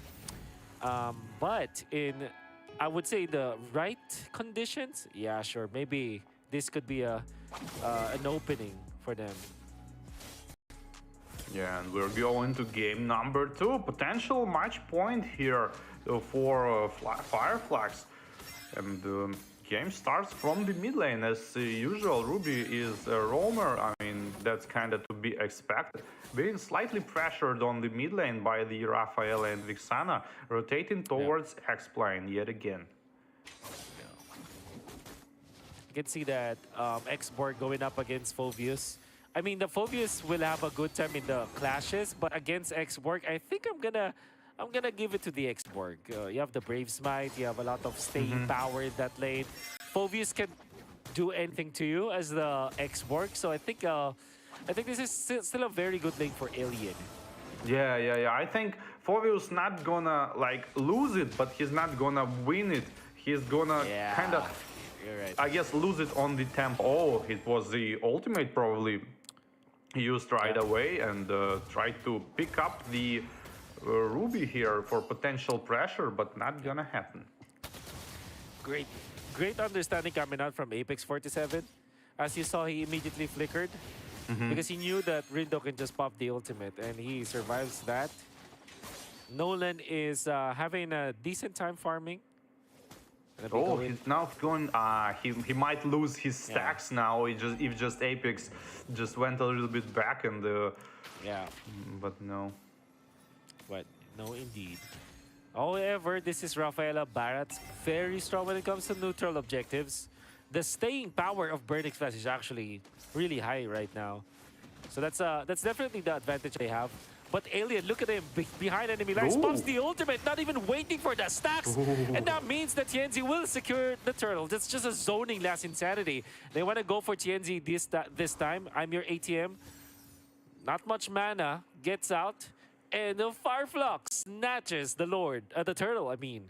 Yeah, nice. Very, very good played. I would like to see the replay of that, because it seemed like they popped almost all Firaga during last Insanity and kind of stopped and just ran away, which is the mistake. So, but it might be they don't have absolutely no resources to proc it, but you really want to like proc it during the mid. Oh, meanwhile, Raphael get wildly picked on the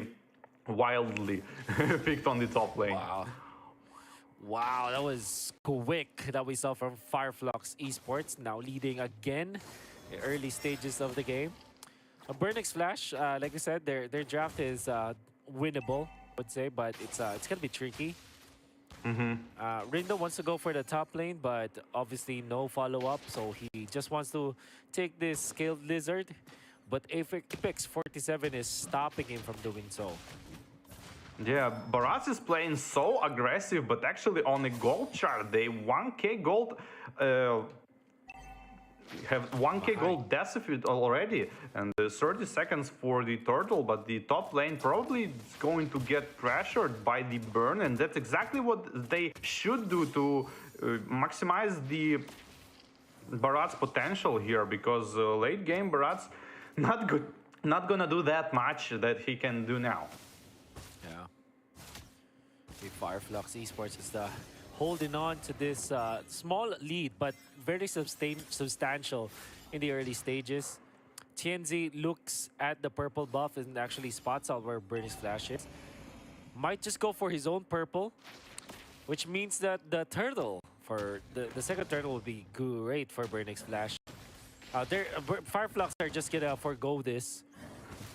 Unless, okay, so TNZ with the Heptaseas, they want to fight this. They still want to fight. Vexana with the ultimate. That's the Ruby ultimate as well. TNZ reaches and takes the turtle. They get a kill as well onto Rindo. It comes to Phoveus. Demonic Force activated, but no damage for now. Apex 47 actually attracts I'm Your ATM. And I'm Your ATM didn't have enough mana to continuously pop the ultimate. And that means that Fireflux Esports again wins the neutral objective. Yeah, yet again, but like Burning Splash kind of didn't realize. Nice pickup on Rafaela yet again on a red buff of the enemy.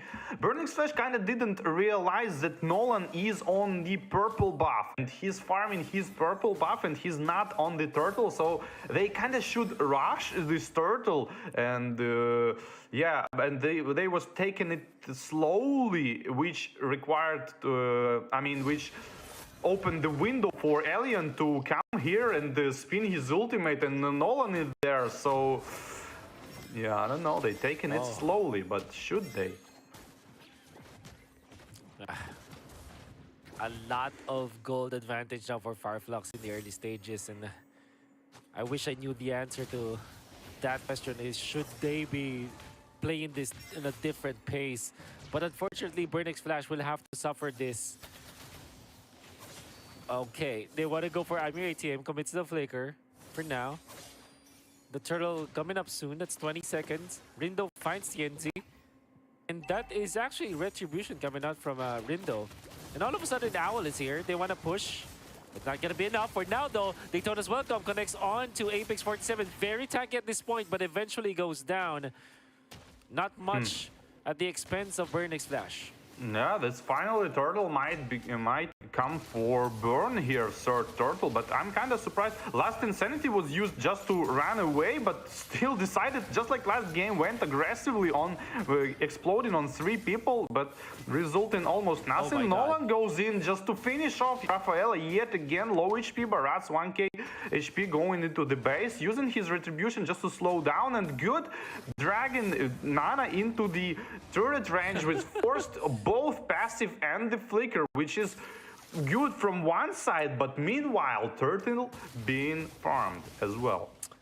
You see that the timing, like after the retribution, the turtle, Rosa had extra shields, and look at that snag kill. VJ out, not even able to use the skill. That's Insanity onto the left side, while Demonic Force onto the right side. It's gonna be Fireflux Esports claiming 1 kill onto KLVJ, as well as the turtle. So, well, there's a bonus skill, no flicker for ATM. Snowball seemed like he's snowballed out of control. TNZ using Nolan is insanely aggressive, and the welcome here on the Ruby, followed by the Rafaela's baptism, but not resulted anything. Cloud damage is just enough. Sorry, Ruby's counter-attack, but. Last Insanity used, that burst coming out from TNZ. They will be able to catch Alien. No, the flicker to the left side! And that means that Fireflux will get away with murder. Rindo out, they take the turret as well. And they're staying in here. Astros Eye just fending off Fireflux. But that is a lot of advantage that Fireflux Esports are able to get. Yeah, the Fireflux is doing like showing the burn, like how they should treat the objective on the last game. Like they should go much more aggressively, and that's exactly what Fireflux is doing. They just jump with Last Insanity right under turret just to zone out the enemies and let your team farm the objective. That's exactly what you should do. I just had a question on the mid lane. Why Vixana used her ultimate just trying to push the mid lane? This is like, I'm not sure you should do that in this kind of matchups when you have a lot of enemies around you. You kind of want to use it for more like damage on the enemies and trying to win it instead of just summoning 0.5 version of the Lord. Oh, look at that. They want to go in. They're actually forcing Burning Smash to retreat, but it comes in as well. But that's just a bait. They will take out Rindo as well as the Rafaela. Now Apex 47 will try and run away. That's just the Ruby. And look at the defense. Letting do it. It's going to be popped. Apex 47 down. Sunshine is low, but it's safe for now. Owl now compromised to the backlines. They might go in the last Insanity round 2. The burst is there. Kill VJ, the only one left, but not for long. That's a wipeout. Fireflux wipes the floor with Burning Splashes. Yeah, I mean, like, you know, when you are in this position as a Barats, when you ult, you become a stationary target and you get immediately bursted down, you know you're in a bad spot. Like, you all ult into the Ruby under the second turret and being just obliterated by Nolan and the rest of the, like, splash AoE damage, that's a bad thing. Now you can't even ult properly with the Barats. Scary, scary stuff that we're seeing from Fireflux Esports. They're so decisive. And they got the Lord just like that, even under the turret of Burnix Flash. They knew that they have immense amount of gold over Burnix Flash, and that's why they had the green light to actually go for that. And because Alien's ultimate is very low cooldown, look at him just destroy Burnix Flash, tick them down. Now manning the front lines. Holy Defense activated up top. While into the mid lane, they took the turret already. And this is the Lord. Going under third turret, working on last Insanity. insanity proc, just like last time, just to zone out the enemy is absolutely the right thing to do in order to have more pressure on the objective. Bottom lane already fallen, which means Mega Minions going to go for the bot lane. Top lane being pressured as well, but not that much as a bot lane. And seems like Fireflux gonna retreat and enjoy just enemy buffs here. Yeah. Be satisfied with that. Gonna be taking the inhibitor down the bottom lane. So this is such a massive lead already that Fireflux has. Gonna be looking at the items for now. 9.9k compared to 5k. That's the jungler difference is a sum total of 2 items. Oh, That's how yeah. How massive do the you lead tank is. that? Seems impossible. You're gonna have Yeah. to wait for No 18 wind. minutes. No wind of nature on Claude as well, and might be bursted down, to say the least, by just one touch of Nolan and Bruno. Yeah. High potential for that to happen. They're just waiting for now. They have nothing else to do. They're recalling when they're not seen, by the way. I so mean, only they the viewers can have see that. they have things to do. It means they are Oh. already thinks they won the game, and they should claim the top jungle here to not let enemy go out and farm even something. But they decided to like go back, but I don't think they're gonna be punished for that. But still, Yeah, there's always stuff to do on the Land of Dawn. Yeah. That's right. And that stuff might be the purple buff that if you're looking at Fireflux Esports, that might be their target. You're seeing them set up this bush. And then Rindo just can't even look at that purple buff for now.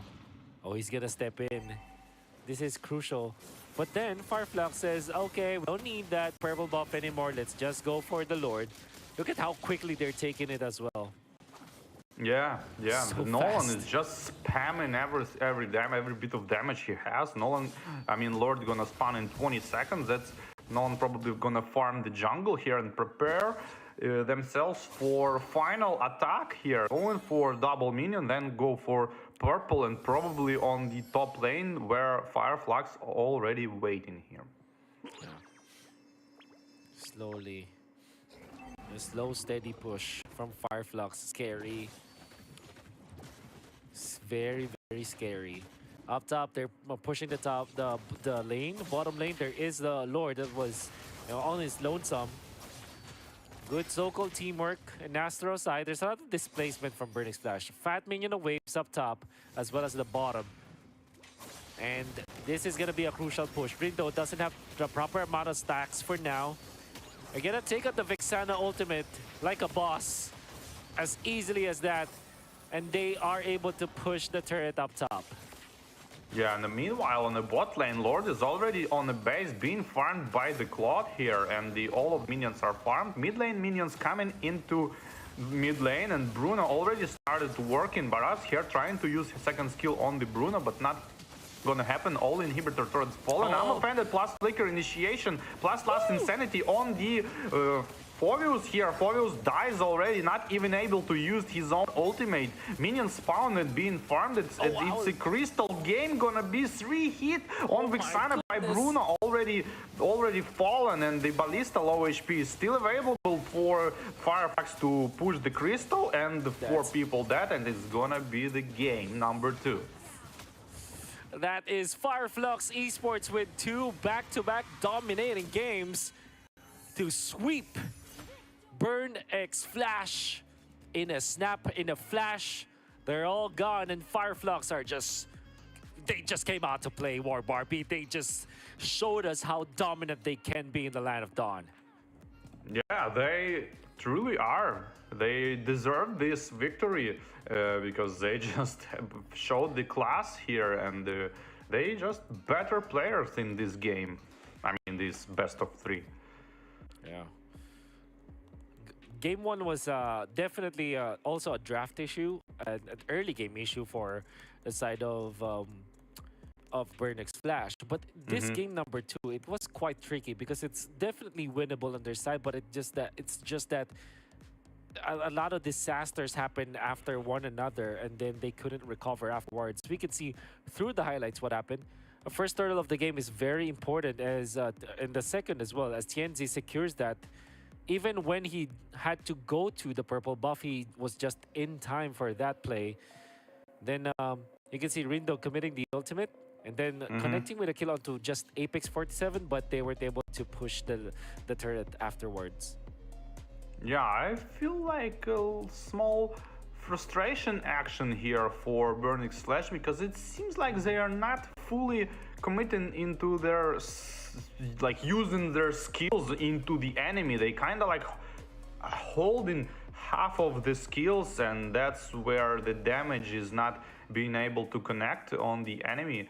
And the Claude here is not like doing what the Claude should do, like over farm and just carry the game. Seems like Nolan the one who's carrying the game with just his damage and the snowball items. Yeah. Looking real dominant for Fireflux Esports, and this is the quarterfinals. You can see that they knew the limits of their hero. They know that they have so much farm over Burnix Flash that they can actually make that play. Like TNZ forcing the Wind of Nature afterwards. What is Owl to do? He can't even like position himself there. And even the Rafaela, Miko, they just really dove that because they have immortality and they have the passives. They have all of the resources that they need for the dive to be aggressive. And indeed, they secured the game, and the series, in fact, with a very dominant showman. Yeah, and it was relatively easy in my opinion, and now Xborg gets his MVP finally, 32% damage, which is insane. And the and the later on top of that, just for like extra region, I guess. Yeah. Oh my, that's there's just a lot of dominance coming out from Alien. I think this is something that you have to really take note of now. Really guard yourself against Fireflux Esports, because Alien, my, he's really, really good playing in this Xborg. You can see he didn't die again, right? So he's well calculated, especially the first turtle fight where we know that the Barretts has a lot of staying power. What he did was to zone them out with the last insanity and allow TNZ to secure that turtle. Then so many times in this game, the positioning was way easier for Fireflux because there's that Xborg that zones out the enemy. And even when they picked up the Phobius, right? Of course, it makes a lot of sense going up against the Nolan. But if you think about it, in the laning stage, I'm your ATM, can't do anything. Because that's the Xborg. You can't survive the Xborg in the laning stage. Yeah, it's a questionable draft for Burnix Flash. Seems like a lot of heroes were like not working for them, and I don't think, don't get me wrong, I don't think Burn like can't play these heroes. I think they just not prepared mentally for this best of 3, because it seemed like both of the game Vixana was more of like on the useless side, and let's put it this way, and Rafaela kind of was like no one to help here, just roaming around, being picked by Nolan every time, and like Claude is doing not another. It's like this, I think, is a mental aspect of the preparation which gone wrong for the Burn Flash. Uh, Unfortunately, I have to agree with you. And even when they have experienced players, Owl and Rindo already have experienced international tournaments. Even Miko and KLVJ, they themselves have proven that they are the veterans. Even KLVJ is a champion, an MSC champion, right? So there's a lot of experience already. But it seems like as a team, they just couldn't find the good opening. So. Unfortunately, they couldn't recover afterwards. That has been our first series, War Barbie, and it will go in favor of Fireflux very, very quickly. For now, I think we have a video prepared for our viewers, War Barbie. Before we head into series number 2, which I know that you're all excited about, why don't we watch this video?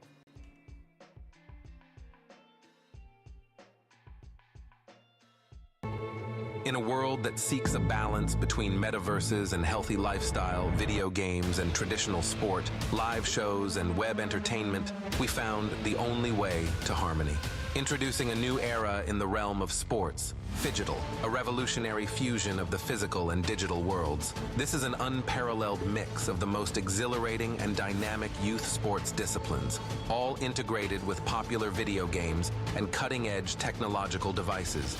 This unique sports format is accessible to all. Anyone can participate in Phygital competitions. Any sport has the potential to evolve into a Phygital experience. Football, basketball, hockey, racing, martial arts, shooters, and many other sports have successfully adapted to the new reality.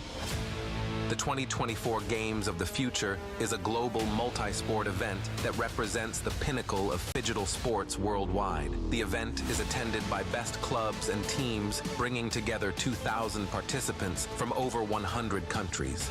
It marks the beginning of a series of top Phygital tournaments that will take place annually worldwide. The current official program of Games of the Future includes 21 innovative disciplines. They are classified into 5 groups, which we refer to as challenges: sports, technology, speed, tactics, and strategies, openness, show, fun, and healthy lifestyle. Coming our way is the exciting Phygital era. So stay tuned, join our global Phygital community, and come over to the upcoming Games of the Future. Emerge as winners and heroes of the new era. Games of the Future, made for young generations. And we are back in action. This is going to be the 4th series of the day. We've just witnessed Fireflux win in a very, very dominant fashion up against Burnix Flash. It was a 2-0. Both were one-sided. And now we're going to be moving on to our next series. It's Team Flash going up against Royal Cyber Sports Club. You know, War Barbie, I've casted a lot of Team Flash and I can say a lot of stuff about them, but I want to ask you about Royal Cyber Sports, or RCC. What do they look like? What is their? What do you think is their chance? And I can say about RCC a lot as well. So they are very strong, very experienced players, veterans of this game, and played alongside like half of them and coached like second half of them, which is kind of hilarious. But yeah, I can tell that they switched this mid laner for Troublemaker and the X-Planer, which is Castle, who are super strong players, especially Castle. He's playing super aggressively on the X-Plane, and Troublemaker always uses like all of the opportunities he's get on the mid lane to make kills. Have pretty unorthodox pool, I would say. Like Gushin on mid lane can appear, like Khalid on the X plane, like ganking all the map can appear as well. So I like the play style of these two heroes. I mean, players. One Shot is super versatile player who can play jungle on absolutely any run. Super talented. Gold laner Visor is, I would say, on the like downside of the team, has not that big of a pool and kinda like not understanding the flow of the game, but still, if team wins, he gonna help the team win. But he's Yeah. probably like most likely not gonna carry the game. And the Kupi is a good strategic player who can understand the game good, but the execution might not be on the point. So that's my review of the team for you. Yeah, well, thank you so much. That's a very, very detailed description of the team, and I'm sure that all of the viewers out there watching are now more familiar with the RCC. Now, apart from the players, of course, we have to also talk about the actual strength or the power level of this team. When they went up against Nightmare Esports, it was also like back-to-back one-sided games. They look really strong. They're just like destroying every part of the lane, every part of the laning stage up until the mid game, and that's where they ended. But now when they went up against a team like Blacklist International, they were stomped in game number 1. But game number 2, that is when we saw the strength of this team, right? So, it lasted 20 minutes. Although they lost against Blacklist, it was a very close match and they could have won it. So, what do you think are the... because when I asked you about Burnix Flash as well as Fireflux, you were able to identify that they're in the middle, right? So I wonder if you have a rating for that for RCC. Where do you place them in the rankings that we have for the playoffs? Yeah, I would say they are in a solid middle with the potential to go for like upper side of middle ranked like player. Okay. Because I mean, considering there is like let's say low, mid, and high, only 3 of them, so upper mid is actually good. That's true. That's it's actually very true. So now they're going to be facing up against a team that's, I would say, they're not, their experience is also like in the middle, right? So the members of Team Flash have always participated in international tournaments. And this is mainly because of the region that they're playing. If you're looking at Team Flash, they were from Singapore. So there are no names like JPL is there, Diablo, and then Vanix, actually one of their newer players. But Diablo as well as JPL, they have been playing international scene for a long time now. You can even trace it back to the first season or the first iteration of the M1 World Championship, where most of these players have already represented their region. So what I'm trying to say here is they have the experience in international tournaments and they can perform. However, the main reason why they are able to get into the international scene is because of the fact that they came from the MPLSG region, right? So when you look now at their performance as a team, it now looks very interesting because they have Hades and now they have Curtizi, both players that have international caliber. But when you group them up together, it seemed like they aren't that coordinated. That's why when they faced up against Onyx, they couldn't even do anything in the early stages. Onyx just literally destroyed them. They had to survive KBG just to get in the spot. So those are that's my idea of how Team Flash is gonna play in this game. That's what I can think of when they are going up against RCC. So now the question, War Barbie, is how tight will this matchup be, and who do you think is more favored in this matchup?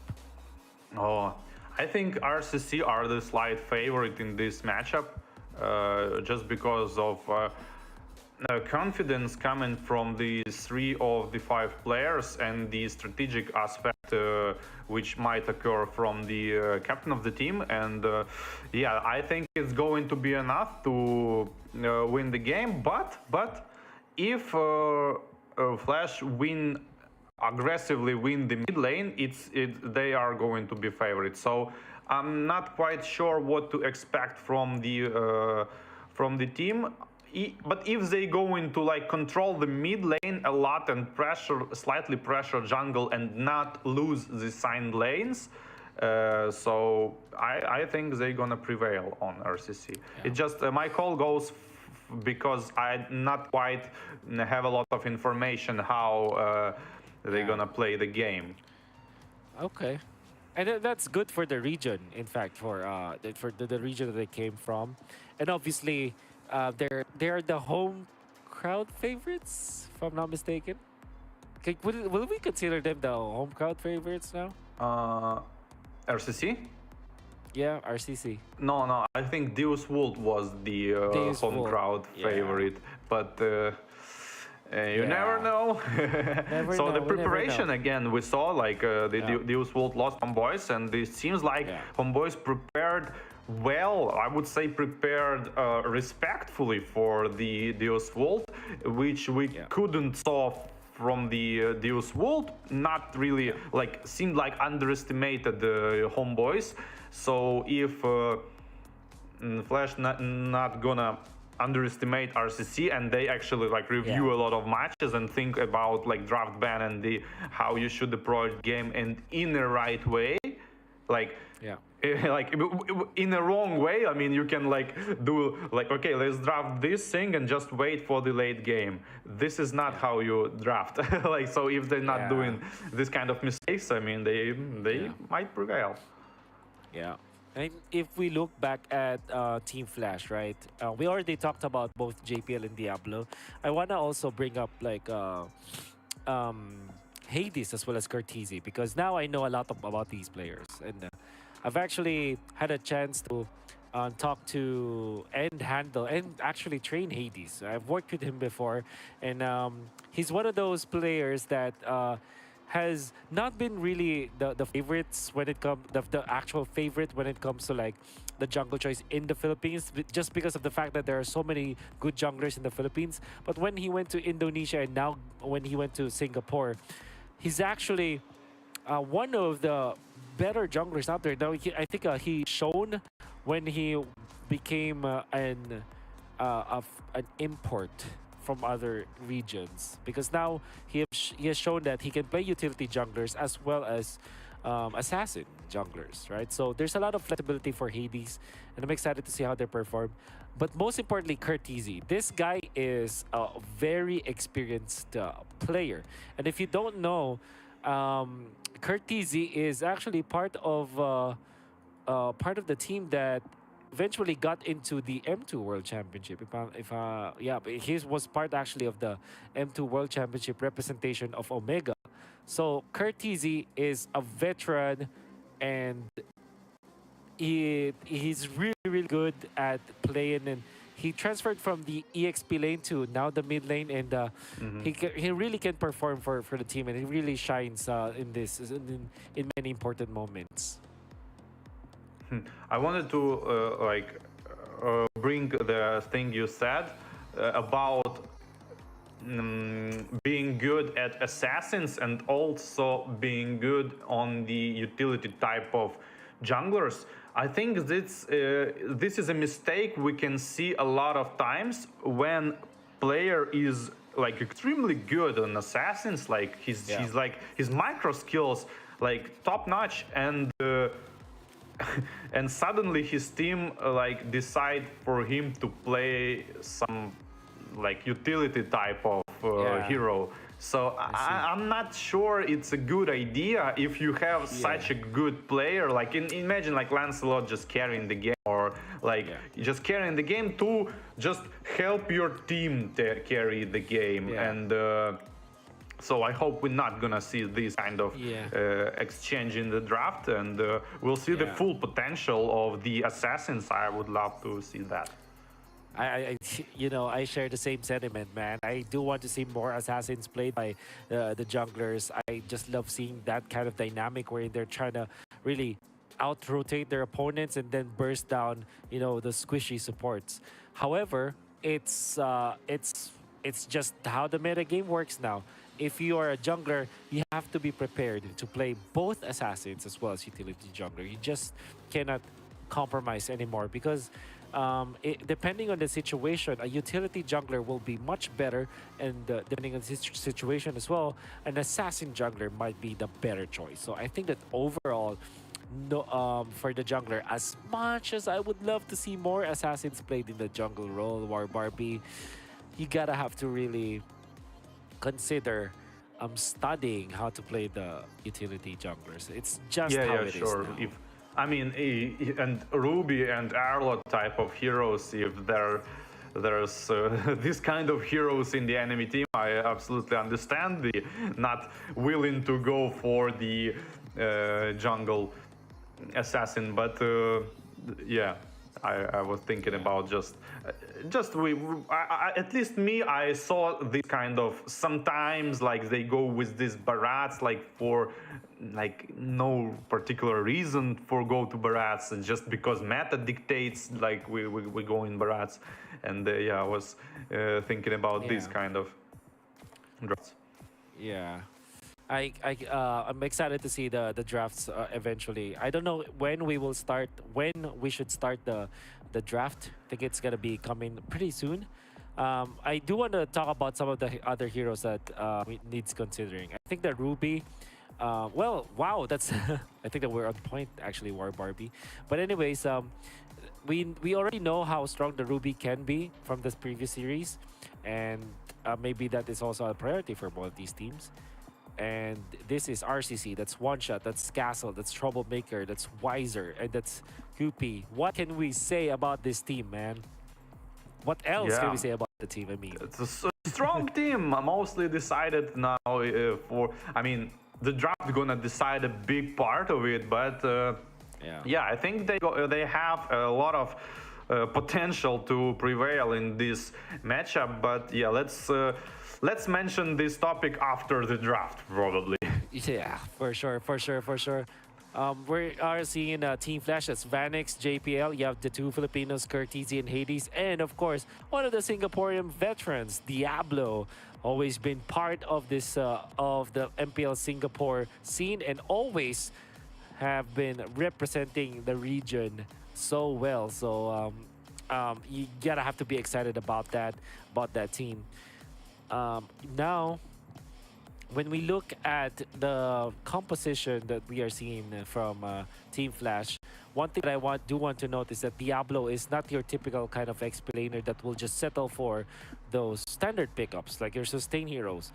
In fact, Diablo has been known since MSC of 2023 that he is an explainer that's willing to go for specialty kind of picks, like your Badang actually played in the explainer. plays well. I love He's that. actually, I do love that. And then of course the Kali that now is a situational pick, but before it was a very niche pick that almost always just is on the hands of Diablo. But yeah, that's he's what you can expect. Super aggressive early. He used to be like. That's now right. he's not that aggressive, but still can be quite aggressive. Yeah. But earlier, like 3 spins and like no HP level 1. Yeah, why wouldn't you use that, right?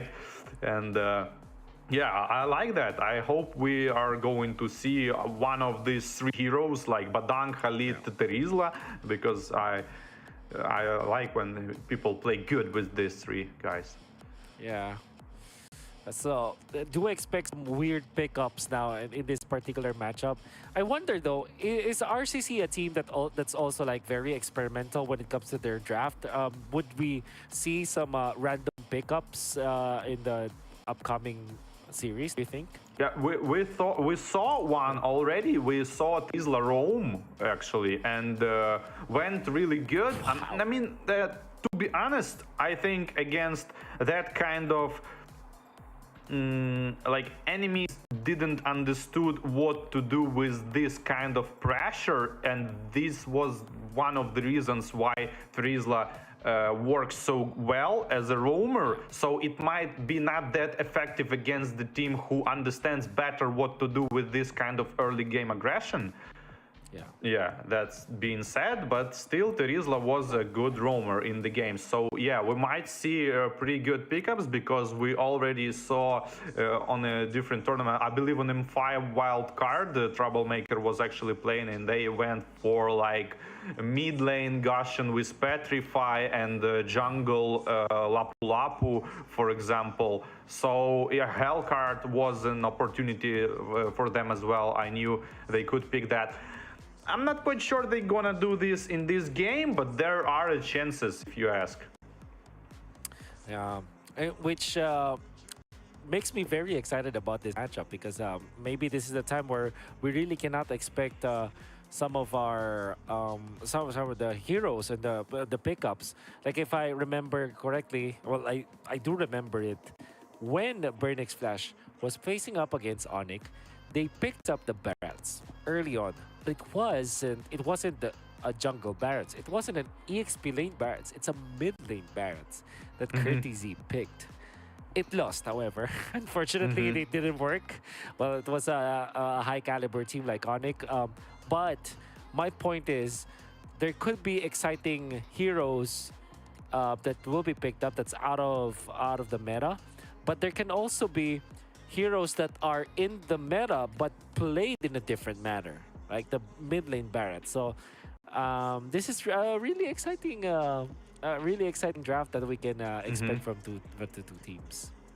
Yeah, I hope they're gonna go for it. And yeah, Lapu Lapu was a mid laner as well. So RCC are actually like, it shows on this tournament already that they love to do these draft tricks when you, which you mentioned earlier, like when you pick a kind of hero who can go either on X plane, on jungle, or even on roam maybe, and this type of stuff. And yeah, but I was mentioning this kind of thing that it's not as effective as it seems like, because I mean you can fool your opponent into the draft. You make them believe you already drafted like jungle, for example, and they start banning the explainers, and then suddenly you pick the like jungler because you already pick explain. But yeah, that's good and fun and stuff, but it all goes to execution and tempo and how efficient you with your time. So you can do that, yeah, but it not necessarily like gives you upper hand in the game. Yeah, I do agree with that. It's like not because you are experimental, not because you're creative, it means that you're already winning, right? It's not it doesn't work that way. And that's also the case in point when Burnix Flash went up against Onyx. The team that they're definitely the team to beat. Like they're the runners up of the recent M5 World Championship. And although you're tempted to try out heroes and hero compositions that are creative, or at least more in the creative side, and try to outplay your opponents with that kind of a mentality, it does not instantly work, as was proven by their opponents. So yep, although we'd like to see some weird pickup, it's not an automatic win. All right. So now that we're talking about heroes, we already talked about like the outrageous pickups, but what else? What can we expect from RCC? What's their go-to kind of composition? How do they usually approach the draft? I think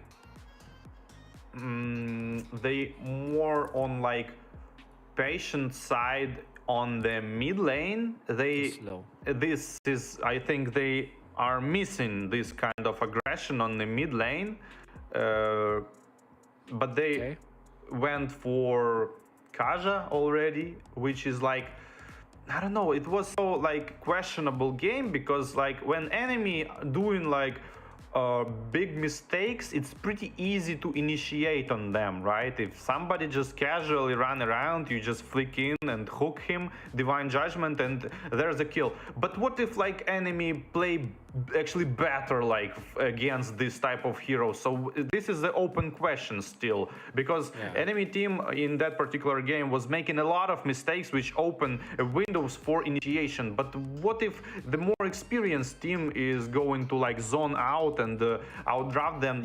So I'm not quite sure what they're gonna do, but in terms of aggression, they might go, I think their go is going to be for either super aggressive roamer or like the support type of roamer. Okay.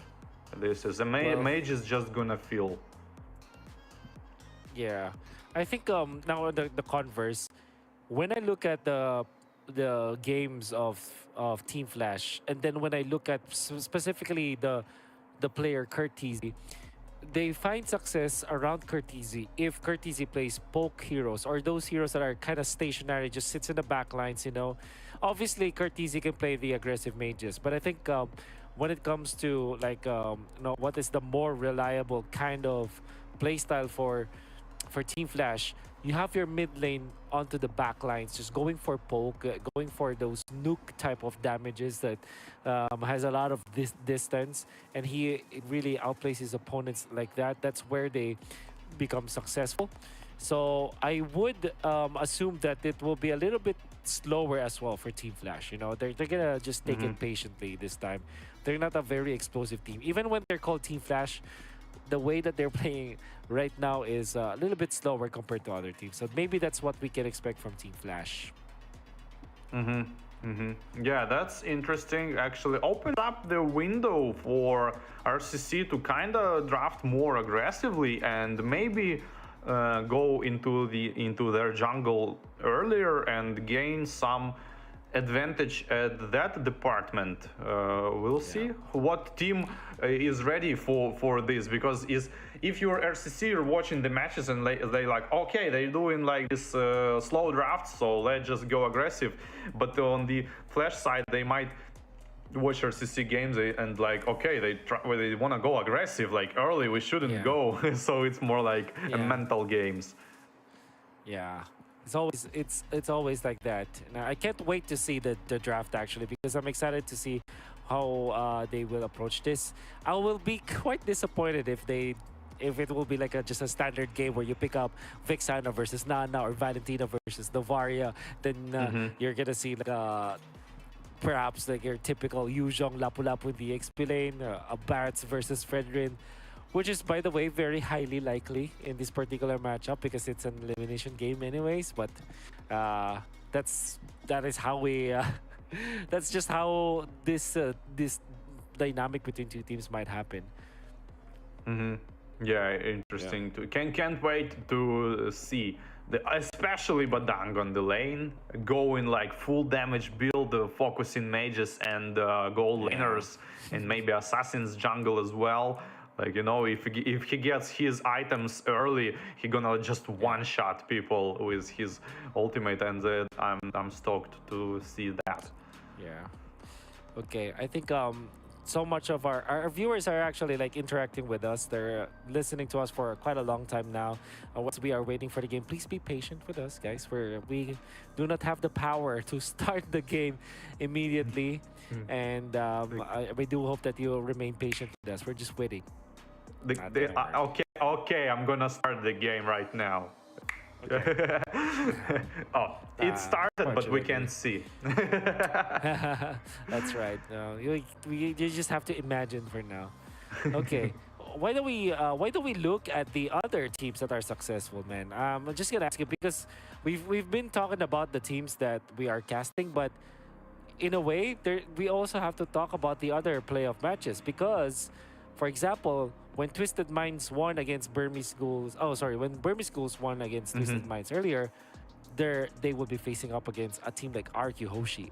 That's scary, right? That's the team you would like to dodge in the grid. Yeah, actually, all of the quarterfinalists that we have. Yeah. Imagine this: RQ Hoshi, AP Bread, Blacklist, and Onyx. How do you choose? How do you choose who you want to face? Final clash. Like who do you think is the favorite of this tournament? I guess it's one of these 4 teams or 3. For sure. The thing is, okay, so I want to make a case for RQ Hoshi just because they have an interesting dynamic. But when I just look at if you were to ask me who's gonna win the tournament, just basing off of whatever happened in the the group stages, it could be On versus Blacklist. But unfortunately, that will not be the case no matter what in the grand finals. That will not be the grand finals match because of the single elimination format that we have. But I said that because both Blacklist and Onyx are dominant in their wins. And if you look at AP Brand, they had a 30-minute game. RQ Hoshi kind of struggled a little bit in the early stage, so that's what I feel. But how about you? Who do you think is like the top 2 at least? I think it's should be in between of RQ, Hoshi, and Onyx, I guess. I felt like the blacklist is not the blacklist they was like because of two players replacing, but the replacements are catching up super good with like team tempo. I would say they understand it really good, but not quite the same they used to play. So I think they not going to in this top two, but hey, I gotta choose. Like it's it's not 100% it's gonna happen, but still. Yeah. All right. I think we're gonna be seeing the player walk into the players walk into the stadium. That's Royal Cyber Sport Club. We're gonna be walking to that. And is there any player that we should be looking out for really quickly? War Barbie, who is like the ace in the hole for this team? Yeah, I guess the one shot. I guess the one shot is like the ace for these games, and he might. I mean, he whatever he picks, he always plays good. So I think if his like mentality is on point today, you know, because it can vary between the days, and but I think he can carry like pretty much any hero he picks. So yeah, if I gotta choose one player, it's gonna be him. All right, and then now we're gonna be seeing Team Flash. That's Vanix, their gold laner. And of course, Curtizi, new addition to the team. Their mid laner for now, JPL, a veteran in the Singapore region as the roamer. Hades from the Philippines already won a championship for them. Adamir, we did not see him play from the previous matches, but he is a very strong player, a fighter as well, fighter main. You also have Diablo, current XP laner for the team. That is Team Flash. Now, if there is a player to watch out for, I can easily say it's Hades, actually. Obviously, Curtizi is a good addition to the team, but so far when it comes to like consistency, Hades can really just... It's not even like carrying the team, it's like activating the team. That's what I can see from him. It's not like a carry type of player, you know? He's more of like an activator for the team. Oh, that's even better. So he like amplifies all the team. That's huge. That's actually even better than just carrying the game. Yeah. And what I do like about this kid, Hades, is very much welcome to very much open to playing any kind of jungler, right? In fact, he's one of those junglers that can still pick up a Hellcurt. There was even a time where there were 5 assassin bans onto Hades and still played Amon to full effect in a very important tournament that was MPLSG final. So he's that kind of a player that has a deep hero pool, not only with assassins but also with utility jungler though. Yeah, you know, that's interesting because like the one shot is like absolutely the similar player. So I don't know about the activation the team, but speaking about pool of the heroes, for sure it's more like, you know, I was thinking about it a lot. It's more like not the pool of the hero, it's like the mentality he can play wherever he picks. Like he like learn on the fly, like, you know, even if he played like once or a couple of times this hero like months ago, he can still pick it like right now and play to the fullest, just like you said about Amon. Like obviously Hades is not like, no, I mean, I don't think he trained like Amon, right? Like he training to pick him on the tournament. He kind of forced to go with Amon because nothing left, and he played to the fullest. And this is more like not the pool. It's like a player like who can play whatever. So whatever hero. I mean.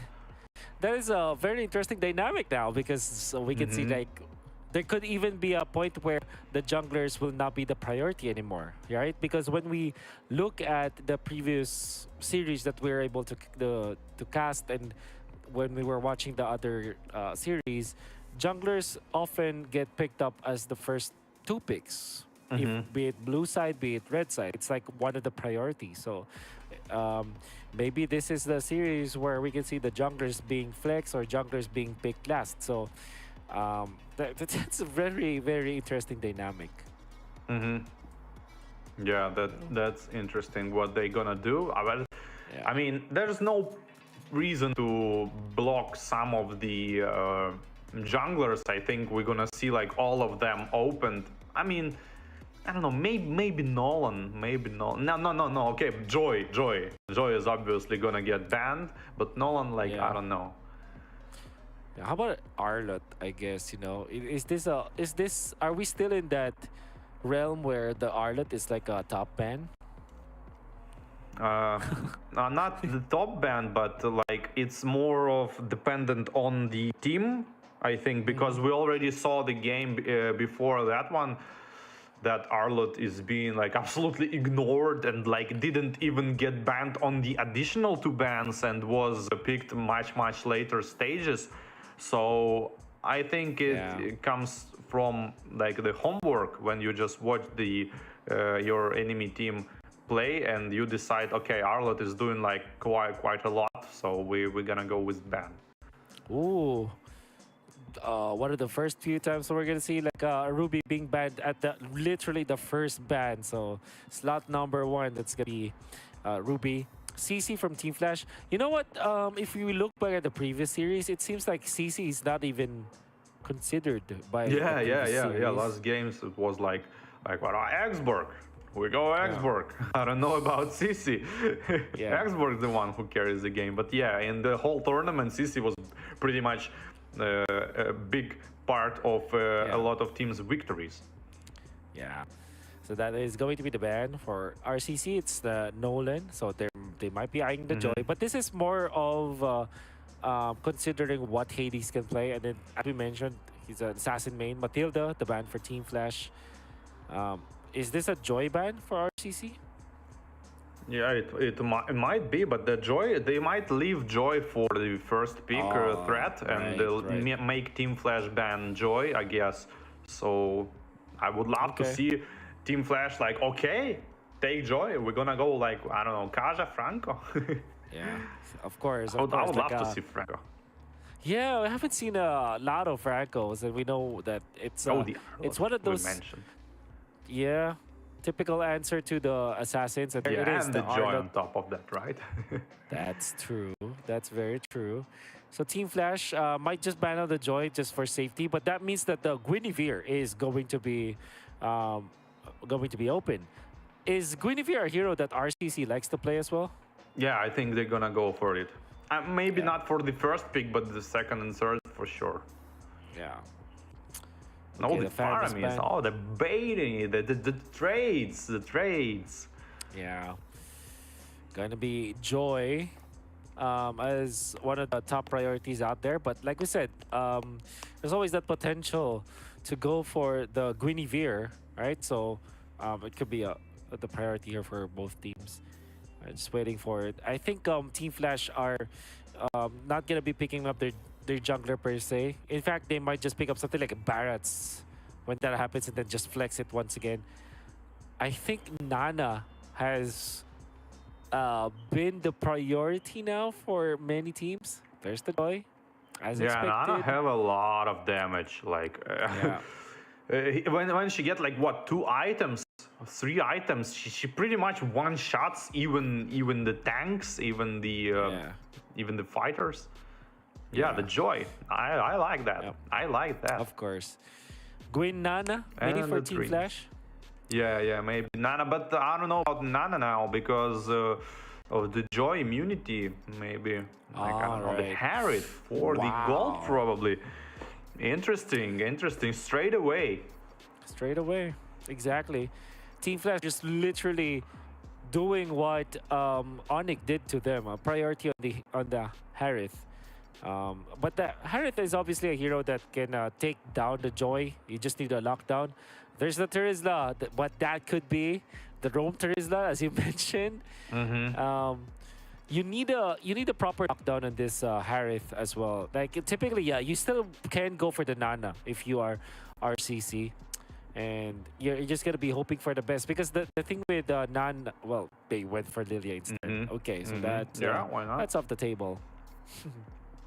Just a strong performance on the mid lane, so why wouldn't you? But there's no, absolutely ignored Novaria here. Might be a go for Team Flash. Yeah, yeah. Cortese played that well. When you're facing up against the Lilia, though, are you thinking about the Valentina, right? Because it's also one of those heroes that has been the answer to the Lilia. Not because that Valentina can actually take out the Lilia, but it's just like the ultimate is just great, and that's it.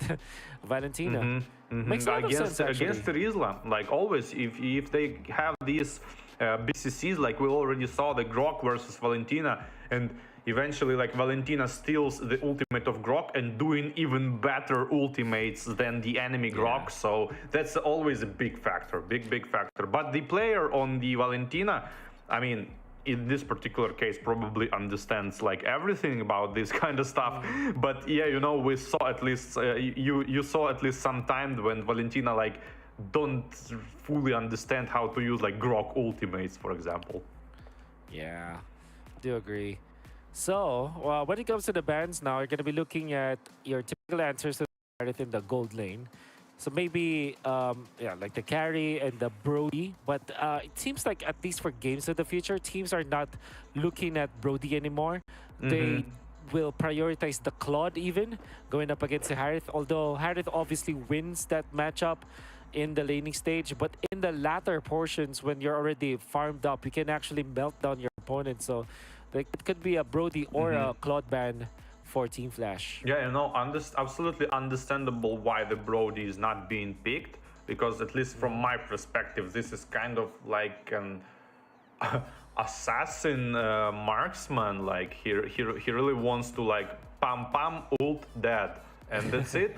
And when it comes to the fights when you need like crush the front lane, like a Claude, for example, like and a lot of damage is starting to occur, or the Bruno, like Brody is not that kind of a hero. He like to pump, and if he deals no damage with these shots, it's bad for him. So it's more like an assassin. But one time on the last Phygital games, Team Lil Gun went for the Brody, who got like not destroyed, but like behind very much in this first part of the game, actually came back and went as a decent marksman. Like this is pretty much the first time I saw that. Like they come back with Brody. I thought it's impossible. If you're not snowballing with the Brody, you're not gonna win. But hey, it goes to show not the hero is good or bad, it is the player who is good or bad. I think Team Flash will just opt for their XP laner now, thinking about like Khalid, as it's a Diablo special, but it's also good versus the Terizla. I mean, it's not good, but it's like winnable against the Terizla. And you also have that one-shot factor, right, for example, like heroes like Joy as well as Lilia, who have, well, technically speaking, they have low HP pools, and Khalid is a hero that kind of destroys that kind of those kinds of heroes. So maybe Khalid, but okay. So I'm thinking about this Kaja because Kaja plus Harith is so good, and it answers the Joy like you said. So really like this decision coming out from Team Flash. Yeah, but it also opens the good counter attack for Terizla. If Kaja ults and Terizla is aware of it and counter attacks immediately, because you know Kaja ult is gonna force your team to kind of go out and follow you, and that's when you can counter attack with the type of heroes like AoE crowd control like Terizla. So you need to be aware of that. You cannot just go, okay, we go Kaja for Joy, okay, but now Terizla gonna counter you hard, and that's Terizla for the X plane. Kufra obviously anti-dash for this Harith, and then the Bruno for just the range and a lot of damage to supplement. Now the hyper carry for RCC is definitely this Joy. Team Flash gonna be looking for their XP lane because we know for sure that this Guinevere is going jungle now. as the Kaja has been revealed. And with the Bruno being in there, you need a one-shot potential like a Paquito perhaps for Diablo. Yeah, Or, it would be great. I think Paquito or Khalid. But there's also the merit for the Lapu-Lapu just because of some sort of CC immunity and the Benedetta. Nice, Wow. nice. Let's put it even more dashes. Like, we don't absolutely respect Wow. your Hoofra pick and go with extra dashes. Yeah, I like that. But way too much magic damage, I guess, would say average Mobile Legend ranked player, but but hey, here it's not working like that. You can build all of them like magic damage, and what enemy ADC is not going to pick magic resistance items because of that. Yeah, that is definitely something that Team Flash eventually will have to think about, because they picked this Kaja plus the Harith, which is great, but at the same time they're so dependent on magic damage. That's probably why they flipped the switch and just pick up the Benedetta. And there is a chance where Diablo, knowing Diablo as a player that kind of plays in an unorthodox manner, it could be a full damage Benedetta from the EXP lane. Yeah. So I would far, he love has to lethal see that. ignition. I would love, and actually Benedetta starts with the like mid lane help and gonna lose one minion on top side. Yeah, she lost one minion. So I'm not quite sure what exactly that was. Probably being like super defensively and not going to not want to let the enemy to invade probably, but I'm not quite sure. Yeah. I wish you could see the emblems, because I want to see what Diablo wants to go for, but unfortunately will not be the case for now. It's Maybe damage, later, and I'm sure it's damage. Yeah, because they need it, right? They need some sort of physical damage source. Yeah, it's And Diablo probably the plays in a- penetration and the Yeah, like, that's some right. extra damage. Hades is level 4 now, very quick with a jungling pattern, Ooh, whereas the Joy is Harith just actually- level 3. Sorry, Harith actually was like winning the trade on the bot lane. Yeah. That's the thing with Harith. If you play well, you can outplay your opponents, and you can kind of freeze the lane as well, as you're seeing right now, because you can actually target your Synchro Fission to not hit the minions, right? So you have a little bit of control. Look at him, like almost freezing the lane now. Yeah, perfect. And Hooper probably should stay on the lane here to help Bruno farm this gold ballista, because he now gonna trade his HP on the bot lane, potentially losing the lane. So yeah, but Hooper decided to rotate for the turtle. Yeah, they wanted to get the level 4 in the Kufra, so the Kufra actually went in for that play. And now the turtle fight ensues. Watcher wants to go for Castle, misses the shot, but Hades will take the turtle. Joy activating over 3, but stun, the Petrify coming out from Diablo was so perfect. Not gonna convert into Wow, another what a kill, but that's ride. enough to fend off RCC. And the retribution was lost as well on the turtle, like retribution fight, let's say it this way. And the Harith are coming to spam TPs already, but he almost one level ahead and forced Bruno to go back and potentially lose even more farm using his second skill. But the initiation on Kaja, Tyrant's Rage going in, and the balls are flying into his beak, and he's gonna be broken. Oof. Vanix, as expected, wins the lane. And like you said, the decision coming out from the Kufra to get into the mid lane instead of defending his teammate, unfortunately backfired. What Yeah, he RCC should help wanted with the lane control, sorry. Yeah, and RCC wanted to go for the ultimate for Kupi on the first turtle fight, but they were too slow. Like when you get caught in the middle of the two decisions, you're in a bad spot. You like That's right. it's like we talked about. You don't need to think, you need to act. What first come to mind is the right decision actually.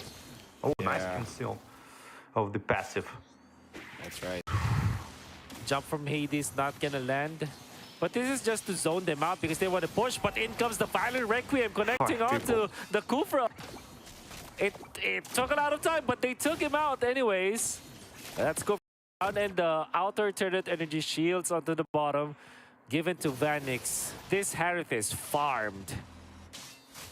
Yeah, and just like I told, I mean, I can't say it this way because I basically told everything can happen, but but one of the things I said, if Team Flash will win the mid lane rotations and not the side lanes, they're gonna prevail, and that's pretty much what is happening here. Mid lane rotations are completely won by Team Flash, and overall tempo is much higher.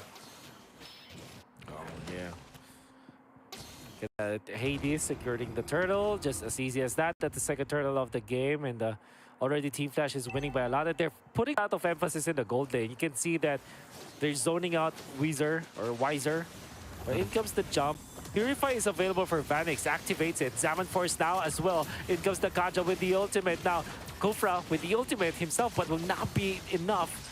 In comes the Joy, has to back out actually, because the damage output coming up from Team Flash is more than enough. Diablo goes down from the other side, but in this fight, Troublemaker is taken out. Even after the sprint, Weezer gonna be able to farm, I think, and defend, because there's no divine he's probably not anymore. gonna defend it. The Zaman Force popped on the bot lane as well, being off of cooldown, and being farmed just as a bonus with turret. And a lot of problems here for RCC on the top lane. Benedetta was taking advantage of her high mobility to make this gang on bottom lane happen, but pays with the turret on the top side. But on the bot side, such a good stolen ultimate from Lydia was popped like from the last hit possible, almost in the verge of death, used by Valentina, and to regen her HP and eventually result in turret and 3 kills. They're gonna be Diablo with the damage. Troublemaker is in trouble. Taken out even after the ultimate. And Castle wants to dip his toes into the fight, has to back out because there are 5 members of Team Flash. They did clear the minion wave in the middle, so there will not be any push, but RCC now struggling. And the initiation on the Kaja goes here from the Hufra with the first kill. No follow, though they might counter-attack Hufra now with Guinevere just ults him like second and third time in this game already, and just focuses the roamer. 0-3 for Kupi, the Kufra. Well, the overall effect of what he did was to give a kill to Team Flash, but they also secured their purple buff on the Joy because of that. So at least there's a trade-off for RCC. But the turtle, the third turtle of the game, Team Flash will take it, as Hades didn't even need to pop the retribution for that one. Up top, you can see JPL wants to go for the fight, has the flicker, but now it's caught by the Kufra. No follow-up though from RCC. Without any minions for now, Team Flash will back out, but in the middle, they're able to push. Yeah, the pressure is real. Zaman Force popped out. Castle uses his own ultimate, trying to counter Valentina. Valentina, while doing damage into his face, Joy comes into fight, pops all the jumps and ultimate just defensively to go away, and the damage is there. Just damage to the counter of the Joy. It's gonna be the jump coming up from Kufra for the counter. They want to go for this play, but it comes Vanix again with the Zaman Force. Doesn't need the Purify as he takes out the Bruno, and even more. That's going to be Kufra down for the count. Team Flash destroying RCC up top lane. Yeah, that's a pressure. Like, pressure is everywhere. And second skill to avoid the damage from the turret, and not gonna be able to survive. But still, every turret is down. 53 seconds for the Lord. Probably gonna push mid as well, take all the buffs and go for the Lord. Wow, how do you come back from that one? You need a miracle for RCC. A massive AoE combo with your Tyrant's Rage as well as your penalty zone. But they also need the damage. Just wanted to mention, like, on the bot lane, there was a moment when Kufra kind of used first skill on a Harriet and then second skill on top of him. But still, Harriet was managed to, like, jump out with his own second skill, and so Kufra not really, like, counters that one. Oh, look at that. Look at the damage coming from Vanix. That's Zaman Force committed. No depth whatsoever. Castle wants to fight for the flicker play. Penalty zone, but where's the follow-up? No follow-up coming up from RCC. And Team Flash will just back out because of that. That's a flicker burned out. And Team Flash gonna be very confident into taking this Lord now, knowing that there's no penalty zone and flicker from RCC. Yeah, Lord easily being taken, not even trying to bother this just fully commit to defense. RCC here waiting indeed for a miracle probably, but double purify, not thinking that way. Miracle is not going to happen probably, but we'll see. It's Mobile Legends, Land of Dawn, and you never know what's gonna happen. Yeah. We never know what's gonna happen, but what we do know is that Team Flash has a massive lead over RCC now. Top lane is where the Lord is at, and the bottom lane gonna be controlled by Team Flash with all of the heroes almost parked near. And even Hades, as the Guinevere just walks around nearby, and even the Lilia cannot prep cannot prep his defense. Up top, they know that the Joy is there. Team Flash will not chase because all they wanted is the purple buff. Now being taken by Vanix. We know for sure that Harry loves this invades. Yeah, map is totally being controlled by the Team Flash. Lord is marching top lane, and the mid lane is being pushed as well. Mega Minions, Hoofra charge, potentially jump in with the flicker, but no, save it for the next time. Mid lane is being farmed with alongside with the passive on the turret, and the Lord is coming into the fight. Lord up top. There's the Kufra with the jump, not catching anyone, but the Turista catches 4 penalties on the 4 members of Team Flash. Where's the damage? The Bruno tries his best, but Hades gets out. They did defend, but they will not get any kills out of that. And then Tyrant Trench wasn't popped actually. On top of that, potentially could stun even more for people, but the Divine Judgment goes into the Roamer just to front target, and the counter attack jumps in, not being able to cast his own Tyrant Range, being picked off. Castle running away, trying to survive, uses first kill to just have a little bit of regen, and eventually survives. Ooh. Joy taking out the Benedetta onto the other side of the map. Bruno wants to get into JPL. He's quick, but he's not able to catch up nonetheless. 8,000 for Team Flash. They will be settling for an inhibitor turret up top. And because it's just the first Lord of the game, I think for Team Flash, they're going to be very happy about the result. Yeah, and now they know they shouldn't group up against the penalty zone and Tyrant Range because... but hey, there was no follow-up, and it was not like the obliteration of the first, 4 people. All RCC team was kind of focusing Lord, even 4 people was caught in the ultimate, and it still resulted no defense on the turret, though. Maybe should went for the hero kills, but hey, second Lord is spawned again. It's gonna be the fight around this Lord, which actually is not a fight at all because RCC just forgo this Lord, just did not even fight. Hades will have to commit the retribution just to make it fast, and it will spawn in 3 seconds. Gonna be up top, and they wanted to rush to taking the Lord because they wanted to really hammer down RCC. Yeah, that's for sure. And mid lane being pushed already, top side trying to synchronize the minions. Harriet going on the bot lane trying to do the same thing, and mid lane probably is going to be prioritized. Benedetta is not there yet, and trying to prepare her own final blow for the gets initiation on the Benedetta, but not turn trench, not hitting the stun, forcing to use second skill out, and the Lord is being farmed. No ult, 1 ult down. Let's go for it without the ultimate. Curtizi. Oh, it comes a jump penalty zone onto 2. Where's the damage? They are able to take out the advantage. No! The stolen magic shoes, and now one shot is going to be punished. Harif, damage is just too much. Vanix just destroys the Joy.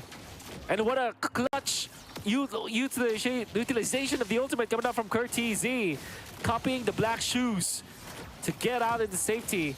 Yeah, The defense second from time in this RCC could be game. there. Insane Exactly. usage. So much resources was Pop trying to kill that Valentina. It resulted in her Oh, low the jump. HP. And the Kufra. second attempt, just Divine Judgment can seal Tyrant range at the counter attack with the Zaman Force trying to kill all of them, just damaging here and there. And triple kill for the Harriet, and the Crystal is going to go down. Woo. Good attempt coming out from the Kufra with the jump and the flicker, but he didn't have the ultimate. That's why he wasn't able to pin down the members of Team Flash. Well, you can see Team Flash in this case with this magic-based kind of composition still managed to eventually win the game. And Yeah, and the the reason casual- why... Yeah, the reason why Harith is picked up is mainly because of the Joy. This is the first time that Harith is actually picked up against the Joy. And in combination with the Kaja, it's difficult to actually play Joy in this game. And I cannot blame RCC on One Shot most particularly for struggling in this game. This is actually a very difficult game to play around with. Yeah, he was picked exactly for a reason. It was the gimmick to give joy and understand what to do against this type of heroes. Yeah, her 5-man rotation on the bot lane, prioritizing Roamer here and trying to get even more pressure on the turret. Here, it's a super good boot first time in the game, and then we're gonna see it alongside the game as well. But the result in 2 kills, but the top turret went down. Here is the trying to get some pressure on the Kaja, but gets countered by the Guinevere yet again, and the Harriet is here to follow this up. But yeah, I wanted to mention that on the mid lane when Hufra went in, he had no ult, but still get countered by the Divine Judgment just in case he had this ult. And yeah, and so unfortunate miss on the Tyrant's range when jumping on Benedetta as well, kind of didn't hit the wall with Benedetta. And yeah, so execution wise was kind of predictable. It was really I guess a tough break for RCC, not finding all those openings. And Castle, good initiations, in fact, catching 4 of the members of Team Flash because of his Without timing. flicker. Exactly. Just bold ultimate. Yeah, just like that. I mean, I guess RCC even themselves didn't quite understood what happened. Yeah. So nobody kind of went for the attack when they should. They didn't have the follow-up they needed, and they were struggling when it comes to the economy. That's also the reason why. Look at Kufra landing well, eventually will land the flicker Tyrant's Revenge after this play. You can see it, but the damage also wasn't there. And you can see that Diablo timed the Petrify the most opportune moment, waiting for RCC to actually commit in the fight. And that means that they can punish with the Petrify of Diablo.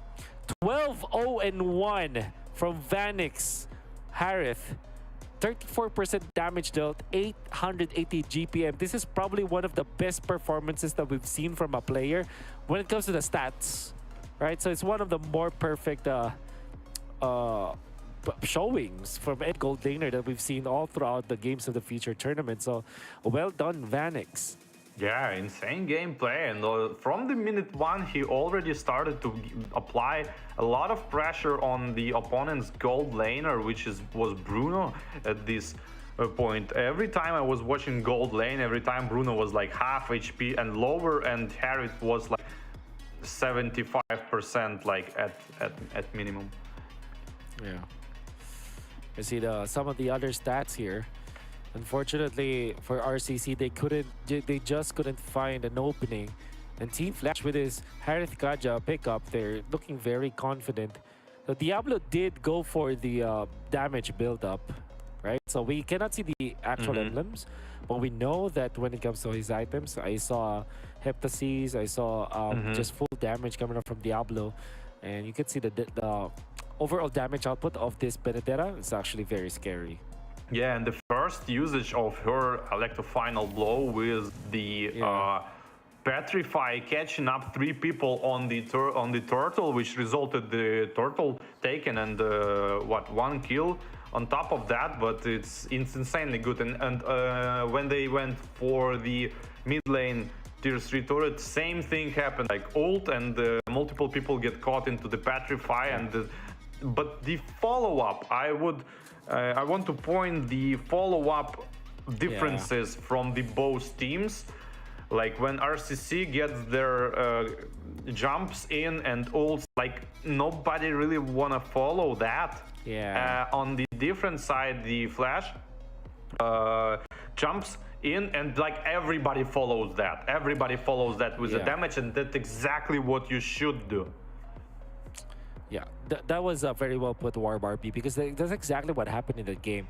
Obviously, we are going to be talking about the draft later on, but for now, the fact that when Castle goes in with a 3-man penalty zone and a 4-man penalty zone with the flicker, there's really no follow-up. And I think that happened maybe 3 to 5 times in this game. And that speaks volumes on the lack of chemistry that we're seeing from RCC as compared to Team Flash. So definitely something that they have to be working on. Now the question is, was it a draft problem that happened in this game?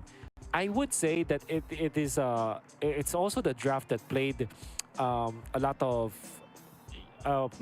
impact, for lack of a better term, in that particular win for Team Flash, but not because of the mistakes that we saw from RCC in the drafting, but more of how they drafted it with that Aerith priority, right? So they kind of forced the side of RCC to pick up this Kufra. Yeah, they kind of outdrafted that department. But on mid lane was kind of like not working together. Like this Kufra, like a little bit useless rotation on the gold, doing nothing, then going to the mid lane. That's not what you want to have when you play against this kind of team. You really want to like penalty zone the rotation on the mid lane, like don't let them run around for Kaja run around, and kind of try to maybe pressure Valentina, who has not that big of a damage early, and kind of slow start, was waiting for the enemy to attack on them, and the Joy didn't quite shine. Tried to like early game, like the triple jump and the ultimate and the retribution on the turtle didn't work, and nothing like follow up, and just run away with immunity on the ultimate.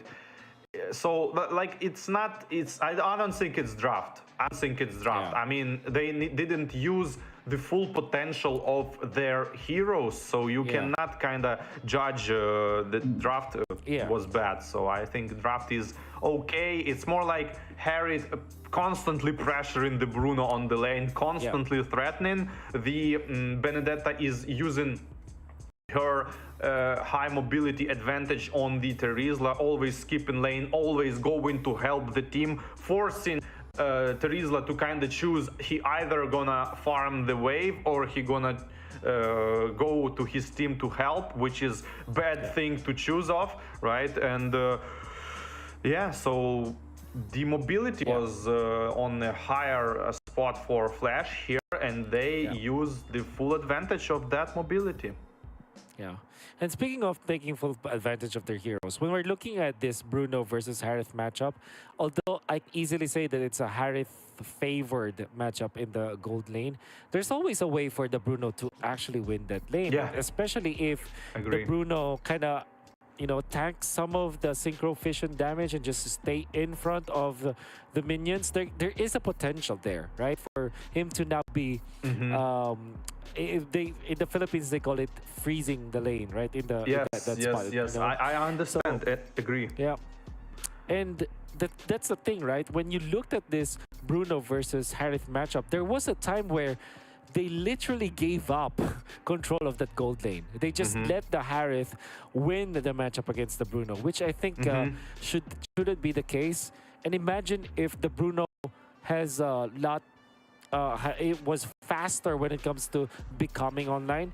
Imagine if he had more items in the mid game. Maybe after Castle initiates, maybe they could have done some more damage with this Bruno. But wasn't the case. So when it comes to the execution, it was also critical to put a lot of emphasis on that gold lane, because we know for sure that Harith is such a good laner, but it kind of felt like they literally just gave up that control. Yeah, missing like the understanding. Like, let's put it this way: on a level 1, if you have the ball available, like you have one on you and one extra, I mean, you can literally like trade with Harith and not focus in the lane, and you're probably gonna win the trade. So you should use that, and then you need to like kind of a little bit snowball to the side to make this position when Harith level 1 and you level 2, and even more pressure a little bit. So I think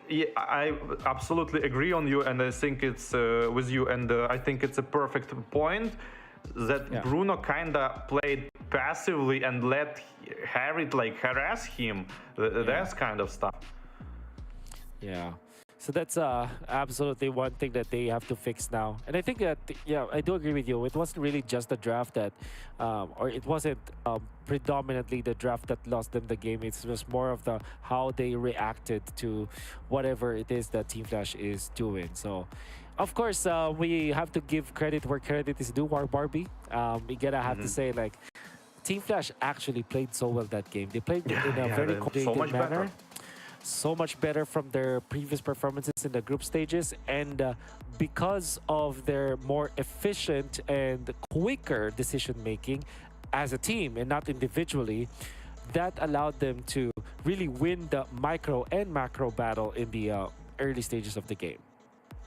Yeah, absolutely agree. They like this thinking faster as a team, making more like decisions. Meanwhile, RCC kind of like hesitating and questioning every decision instead of committing with full efficiency into that decision, not questioning is it good or right. This is actually, I want to bring one thing which I concluded when I was at M3 watching actually BTK was like playing and winning a lot of teams with their Roger. You probably remember that. So I concluded that even on a paper, like wrong decision might be a right decision if you like commit fully to it and maximum efficiency, like hit all of the skills, like strategically, tactically, it may be not the best decision, but if you like all fastly do it, you're gonna have more time on the enemy. So this is a type of thing that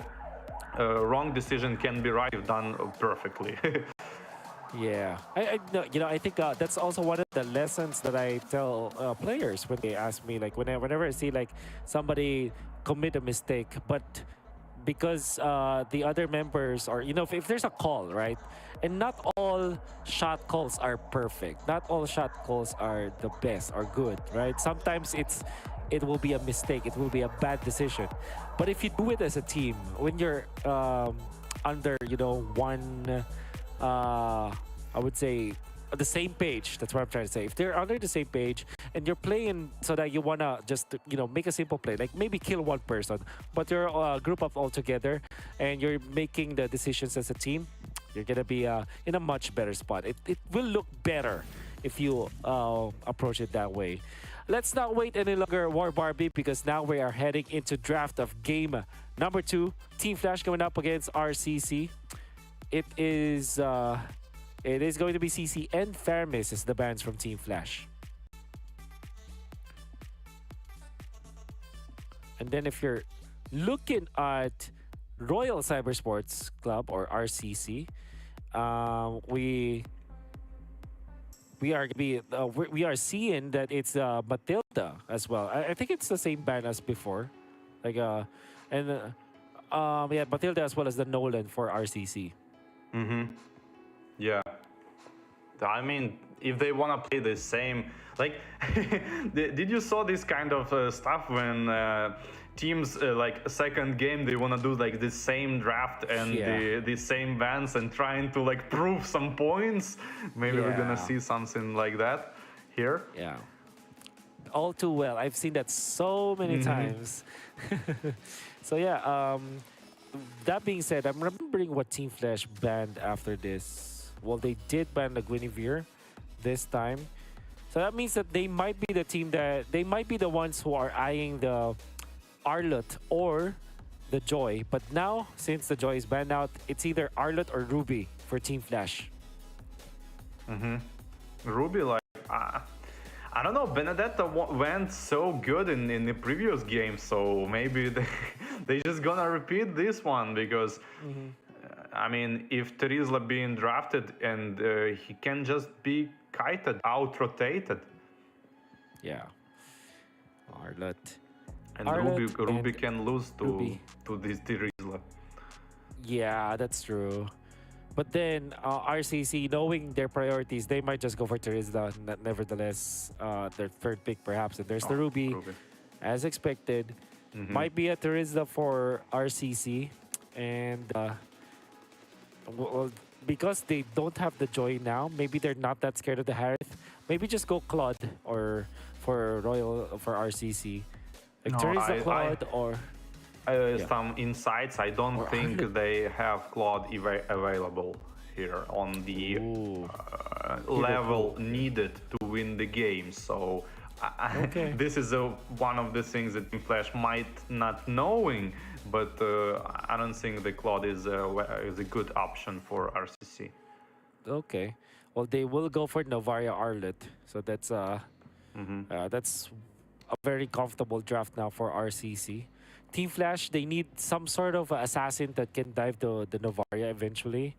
We're going to be looking for that. Team Flash is also a team that likes the Hellcurt, which is an assassin that really makes it so difficult for Novaria to play. But if they do want to go for Hellcurt, that will be in the latter portions of the draft. That could be their last pick, right? So they might just go for... yeah, they just go for another Harith, actually, for Team Flash. No, they go Fanny. The Fanny, yes. Thank you. I love when the people... And now the easy part is done. Now you gotta, like, perform with the Fanny. Please don't farm till level 6. Go earlier. Yeah. Well, if there's anything, Hades is a Fanny master, so... you can expect him to be aggressive in the early stages. It's gonna be that's definitely gonna be one of the considerations here. RCC, they definitely need more lockdown. Apart from Arlott, surely great when it comes to like controlling with the Final Slash as well as the Vengeance and also the Dash. That's a good answer for RCC because that's the thing with Fredrid. It kind of combos well with the Arlott. Because there's a lot of sources for CC. Like you have a knock-up, you have a taunt, if you are the Fredrin, and it's very much spammable because when you land your taunt, you reset your knock-up anyway. So there's just a lot of like synergy between Arlott as well as Fredrin. So that's just such a great pick for RCC. Yeah, the synergy is the key. You know, it's every time. But Valentina, like as well, is kind of blocking RCC for going this LE crowd control type of heroes. Like it's so uncomfortable now to pick like Grok, Minotaur, because you're gonna get this back. Yeah, exactly. Valentina, that's the strength of the Valentina. RCC are gonna be banning out the Harith. And interestingly, Team Flash bans out the Brody. Brody is a hero that, in a way, answers the Fanny. The real marksman answer to the Fanny is the Moskov. I'm not sure if RCC plays that hero. But yeah, Brody is a soft answer to the Fanny because it's tanky enough and it has a reliable stun against the Fanny. So you can actually stop the Fanny and then take over with stacks, and you can reach it with the ultimate if you're fast enough on popping it. So it just makes a lot of sense for Team Flash to ban this Brody. Yeah, pretty good ban, but hey, again, like there is pretty much what RCC can pick now. Leslie 1-1. That's what Clint. Maybe there was Clint, but Clint getting banned again. Yeah. I hope Wizard gonna pick just pick 1-1, man. I mean this is kind of again inside. I told you I played with like 3 players a lot and coached 2 of them, so I know them. They're like my children. So yeah, and or carry as well. Carry. He have like so good 1-1, but he like he's not believing into himself and not picking this hero. So yeah, that's kind of sad to see. Like he should like commit to it and just go in, like trust. This could be as simple as a Bruno for Team Flash. And then if you want to answer the carry, especially with the carry build up now with the Kodo tag gear carry, you might just go for something like Yuzhong actually for Team Flash. So you also have access to the backlines. And then there's also that Paquito so that you can split push, because if you're RCC and when you go Fredrin Arlet, you want to really group up together. You want to team fight as much as possible. So I'm thinking like two answers here. There it is. As expected, it's the Yuzhong from Team Flash. But you know, the carry these days are going with this tanky build, and in this game in particular, it seems like a very, very good option here. I personally absolutely don't like this build, but in this game, it's a go. Yeah, especially against the Fanny. So now you're looking for a roamer for RCC. Do you want to go Franco? I'm not sure if they. I'm not sure if they play Franco. Maybe Kaja, but I would actually like to see some. Tigreal. I mean, that's gonna help. That's gonna help. But Valentina is a factor. Big factor right, now. You're right. Like I think that's so hard to pick. Yeah, the reason why they picked up the Tigreal is that there's a little bit of invasion that Tigreal can do, like because you can practically reset the buffs, right, because of your dash. But it's not the best. So the choice between like other heroes like Franco as well as Kaja and then the Tigreal is more of a personal taste now. I think that they just went in for what is more comfortable for them. Obviously, there's a knock up, a dash, and a knock back, a knock up, and then a stun from the Tigreal. So you overload with CC, and you know, generally speaking, you're in a much better spot, or in an easier spot as compared when you're going for Franco, where you need to land the hooks first. But I mean, yeah, the Franco is the type of hero who needs to pressure enemy team, without dealing any damage to them. Basically need to like get under their skin, like, so make them believe you are being hooked like from everywhere. So it's not gonna happen against Flash probably. Gonna be a very quiet early game, I think, for at least for RCC, because they just want to make sure that they have good Lord control eventually. So they need the farm for sure. And the lane control is some scouting from the Tigreal on the top side of jungle. Here is rotation from the Yuzhong on mid lane, potentially gonna utilize his Petrify here. I really like that. No Purify on Novaria potentially might be an attack. Oh, Wizard. Oh no, that's a problem, Hades. Speaking of attacks, you were asking for this, WandereRID. Speaking of attacks, as soon as he gets level 4, he immediately go for gold lane and picks up the main carry of the enemy team. Wow, that's good usage of the ultimate. For sure. Diablo, I think he missed some minions up top, and that will be tricky because we don't know for sure if the Valentina will get level 4 with that. Valentina does not go for the switch, so it will not be on the level 4 roam kind of rotation for Team Flash, whereas for RCC, that is what they're going for. So 4 ultimates might be available for RCC. Tigreal's Implosion is also available. Castle goes in for the zone out. In comes Diablo, but one shot just secures the turtle easily. Hades didn't even fight, but it comes out knock-up coming out from the side of RCC, catching 2 JPL as well as Diablo down and out. Great plays coming out from RCC, and that's a twofer with a turtle to boot. Yeah, pretty good start for RCC. That's exactly what they needed. Now they gotta help the gold laner of the carry here. And yeah, a little bit of blunder from the Valentina implosion. It, like, kind of wasted it from no one. Trying to like read the enemy attack to ult, but eventually doing nothing, which resulted to the 2 kills for the RCC. But no map control, like you would like to like have blue buff for that. Exactly. It's gonna be RCC with already a great recovery compared to the previous game. Vanix versus Visor. Gonna be a stable lane at that. Implosion connects onto 2 after the dash. No various damage is there as well as one shot. And that's gonna be RCC finding and collecting another kill.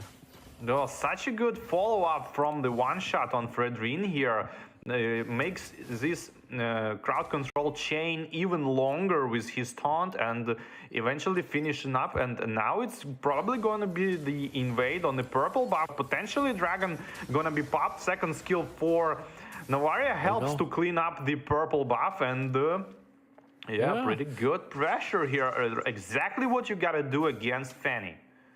Yeah, Hades a little bit early on the retribution does not find the purple buff. Fortunately for Team Flash, it was the hands of Curtizi. But as a Fanny, you know, missing that retribution, the purple buff, that's gonna hurt. That kind of even tells us that RCC might just get this turtle uncontested. Team Flash will not want to fight without the purple buff on this Fanny. So that should be an easy turtle take for RCC. Yeah, no contest here. Rubit gonna try to do something, but not obviously gonna happen here. But the lanes are being pushed for a little bit. There's some gold advantage on top. I mean, the taking of the shell, gold shell, and on top of that, even the turret. But the attack here from the Arlot run around under the turret and killing the Fanny. Oh, that's gonna be really bad for Hades. Losing his life up top for a free kill. And then the entirety of RCC just farming. Vanix wants to fight against Visor right now. He's quite low. Gonna be chased down. Good defense coming from JPL, but the flicker place is there. Look at that. Appraiser's Wrath. And in comes the Astral Echo. Vanix now in trouble. Very low HP. Implosion copied by Curtizi. Connects onto one shot. And they have the damage with the turret. They take him out. Now they want to find more. And RCC biting off more than they could chew.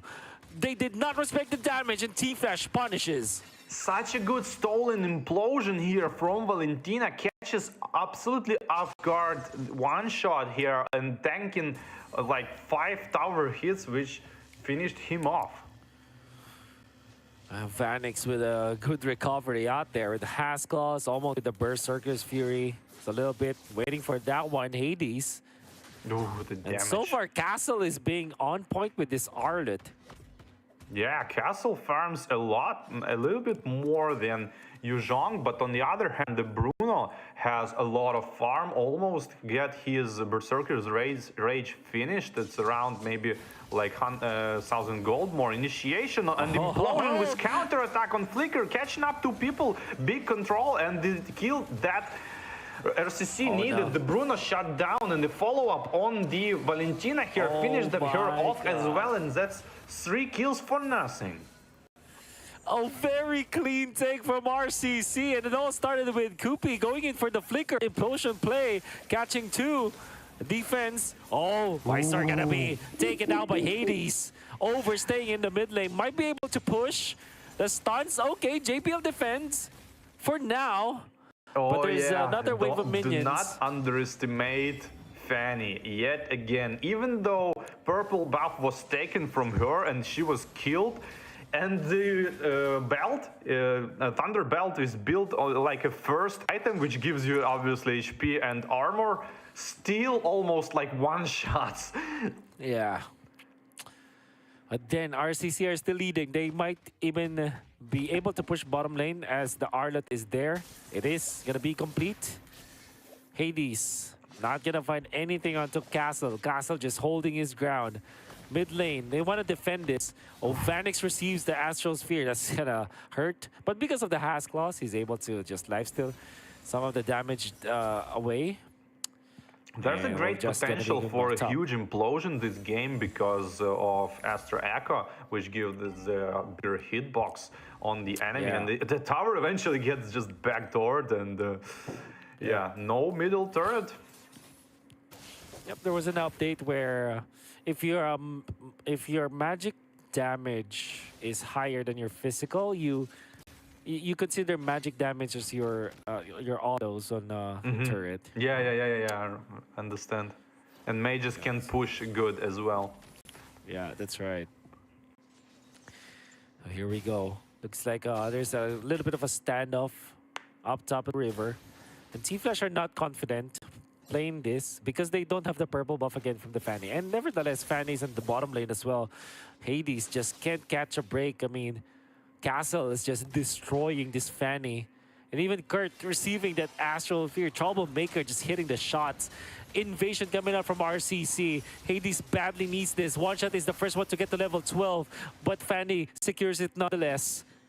No, Scary even though stuff one for level Hades, but he advantage, gets it. very good retribution. Yes. And But the Now the Lord has RCC now spawned. might go for the Lord because there is no retribution kinda, and Fanny wants to invade for herself. Arlo doing a lot of no. damage actually for Fanny, misses his ultimate, but the second skill of Saweria hits right in the front of the fly, and Diablo here trying to invade himself and forced to use the Black Dragon to run away, but followed by the arrow yet again, and the snipe from the potential snipe from the Troublemaker not needed. a disastrous sequence of events for Team Flash. They will lose the Lord for sure. And Hades already outplaying his opponent Castle, but he did not realize that there's a Troublemaker Astrosphere that is ready to receive him. And that actually allowed Castle to eventually take out Hades because Hades was chunked too low. And Team Flash now behind by 5,000 gold, and there's even a Lord gonna be pushing towards Team Flash. Oh yeah, the underestimation here happens. Like, they didn't expect RCC to like prioritize purple buff for Fanny, which is like #1 thing you should do against Fanny. Kinda always. I mean, Yuzhong tried to cover up the buff, but you gotta like, I don't know, attack on that. And now Fanny should play without purple buff, which is absolutely possible actually. You just need to understand how to do it. Oh, the RCC are leading by so much. 6,000 now, gonna be pushed in the middle. For sure they'll convert with that, and then Wiser up top just ushered the wave. The minion flow is great up top. They took down the turret naturally. And even the bottom lane is gonna be zoned out. Oh my god, RCC are playing this so well. They are pushing and they are so disciplined at this. Ooh, the 4-man big Astral implosion. Echo. Yeah, It could be an implosion for RCC. RCC. Yeah, But be careful double about this. Final purify. Slash not gonna connect. In comes Diablo with the ultimate, but it's not gonna catch anyone. That's a weird play coming out from Team Flash. Yeah, just for in the sake of defense, probably was popped the dragon to save their inhibitor turrets here. It's understandable. Maybe it was unnecessary, but like, you know, you never know the future. I mean, the RCC could attack here, and they was kind of prematurely used the Black Dragon form. Oh man. There's gonna be some split push from Hades, but Castle is there. Fortunately for him, the Astral Echo does not hit. One shot almost controls him, but he gets out. Even the orange buff is getting reset here. He's gonna take it. It should be Hades still. But they need the purple. And this is the priority now for RCC. Clearing out the minion wave and then transferring to this fight. Castle is in here.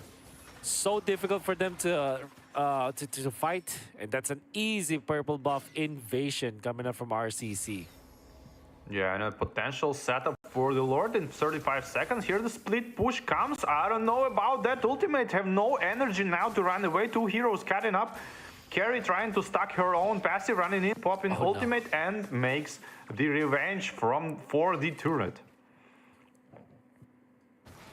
Not even needing the implosion. easy job for RCC for now. 12 seconds before the Lord, they don't have Hades.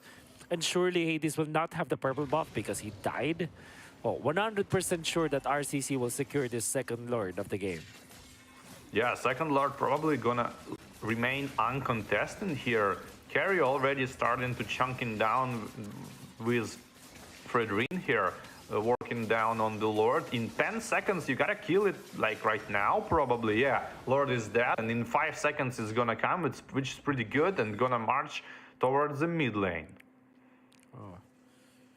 Here we are with RCC dominating the game, giving away this Fanny for Hades, but outplaying him all along the way. And it's just a unfortunate sequence of events for Team Flash. Already put them in a very compromised spot. Now it's so difficult to recover if you're RCC, if you're Team Flash, I mean.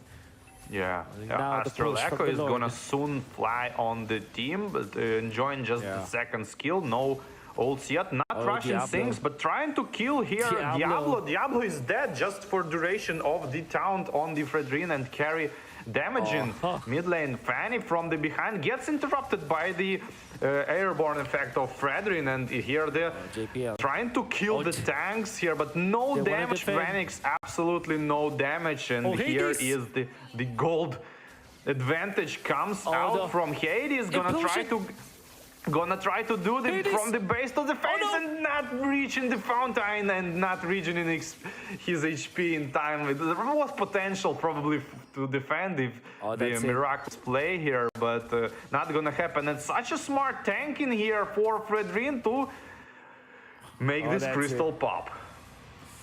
Now we're going into game number 3 as Hades tried. Curteasy tried. The entirety of Team Flash tried to go for that defense, but it wasn't enough. You can see that it was a one-sided push in the end for the side of RCC, and it all started because of some disastrous moments in the mid lane where Hades was taken out, and also when they went in for the invade, when RCC went in for the invade, the purple buff went to Curteasy instead. So there's so many unfortunate events that piled up together, and then eventually Team Flash couldn't recover.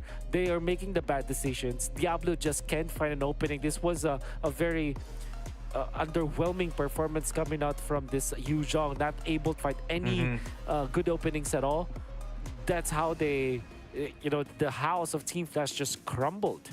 Yeah, I think the Arlot shouldn't be given here because he's just doing so much, and during the game he's kind of like a problem for Team Flash. He's like a second tank running around but with much higher damage. Here the Ruby tried to initiate, which resulted to the counter attack of the implosion of 2 people from the higher hitboxes here, and resulting kill all 3 of them, which probably was a turning point in the game. Yeah. Well, definitely an important turning point, and this was that one. 9 minutes in, this is where it's already the event horizon for Team Flash, where although they were already trailing behind, but that kind of disastrous set of plays, that meant that there's really no chance for them to get back. And now Diablo just can't even pop his ultimate, not even finding a good opening. And they tried heavily. You can see that the clear was there. The idea was there for Team Flash. They just want to clear the minion wave. That's what Hades tried to do. But they didn't have the proper timing for this. And clutch immortalities as well for the side of Team Flash. Here, the reason why carry is decent against and can be played against the Fanny is that when you pop your ultimate and you have enough attack speed, you actually pop the Fanny even when you start to run away because you lock down your normal attacks anyways. It follows the Fanny. Yeah, but you just shouldn't attack any different targets to kind of trigger your passive on the different targets and just leave it to stack up on Fanny. Yeah. Saweria gets MVP this game. 30% of damage to 111 and the high goal per minute ratio. Well deserved, but I think I agree. Arlott was like with that solo kills. Fanny on the top lane was so huge.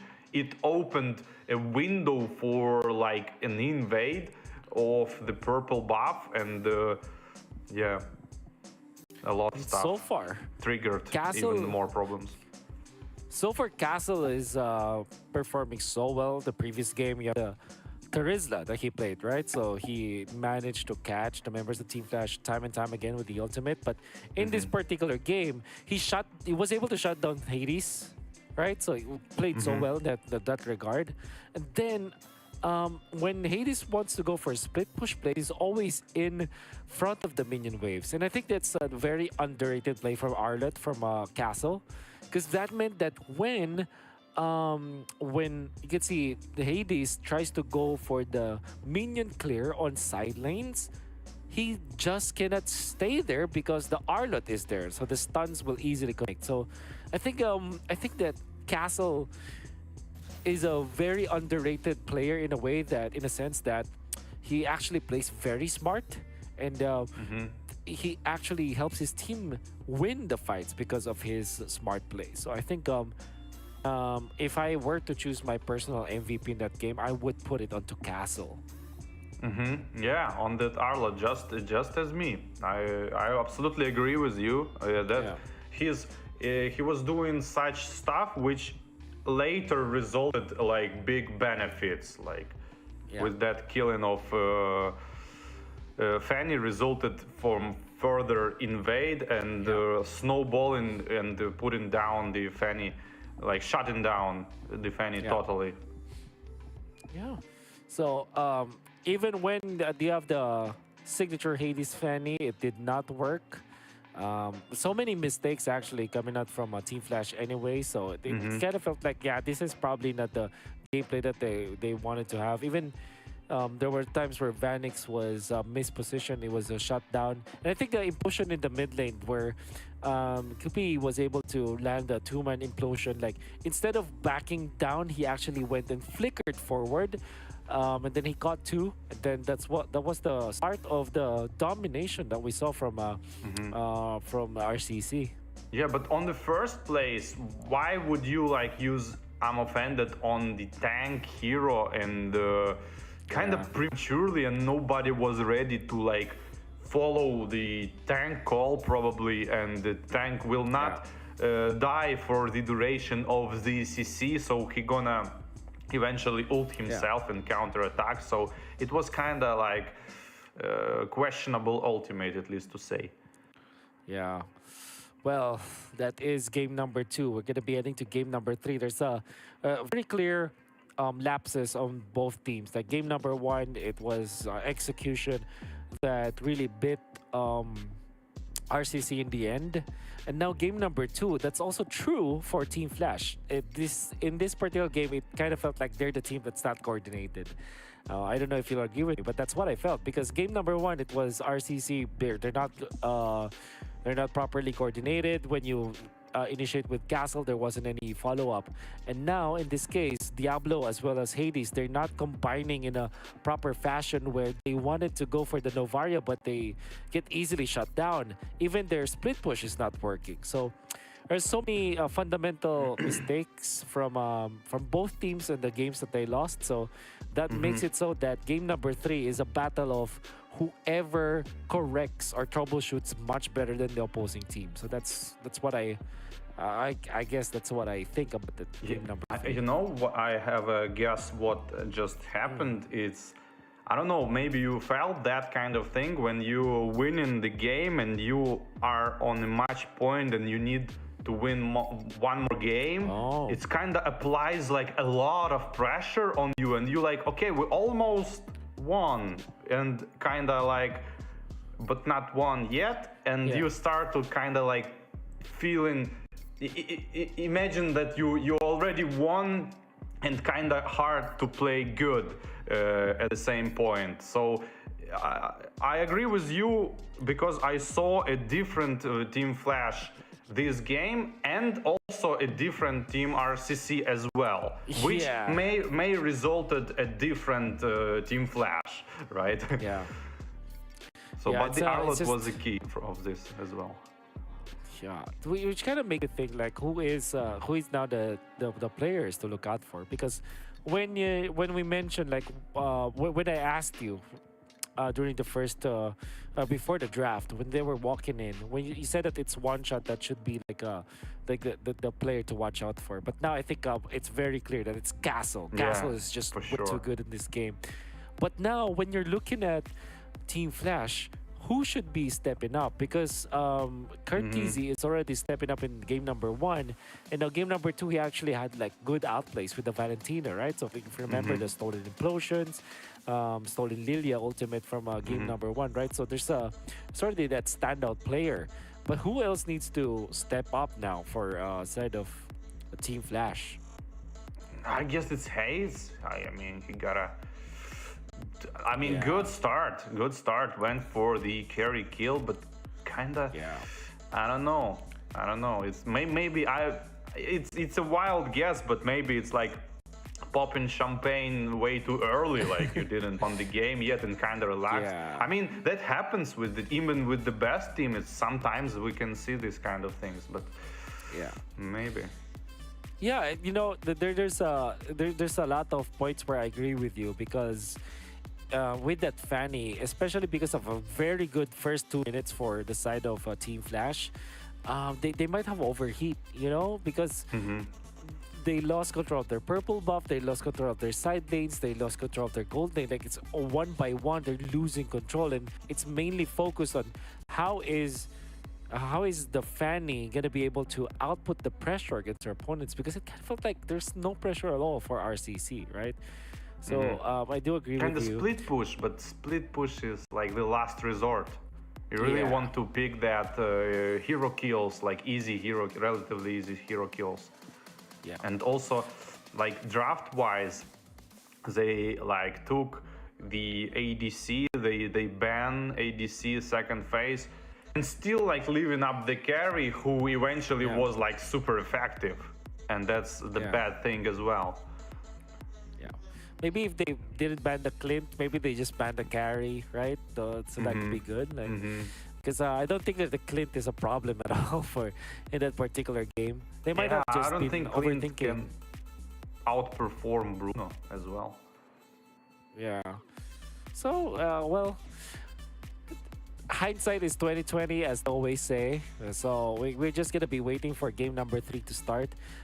With that being said, do you think that the Arlott should now be considered as a ban for the side of Team Flash?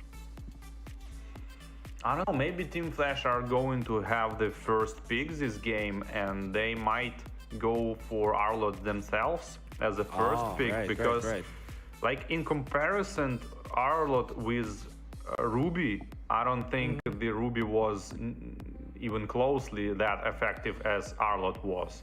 True. So Ruby should be even initiating unnecessary stuff, even not only ineffective, but even badly effective, like initiating that Tigreal ultimate, which literally resulted the counter attack and the kills. It's even worse than doing nothing. Yeah. It's like instead of like helping your team, it's actually negatively affecting your team. Yeah. I understand what you're saying. Now, Harith, as we've seen in game number 1, was a very important and critical piece of the puzzle for Team Flash. That's why RCC just banned it out. Great Smart understanding. ban, Then Nolan afterwards. Team Flash, maybe they banned Arlott actually, but they usually ban Tilda and Faramis. Yeah, but like Matilda, we didn't even saw Matilda is...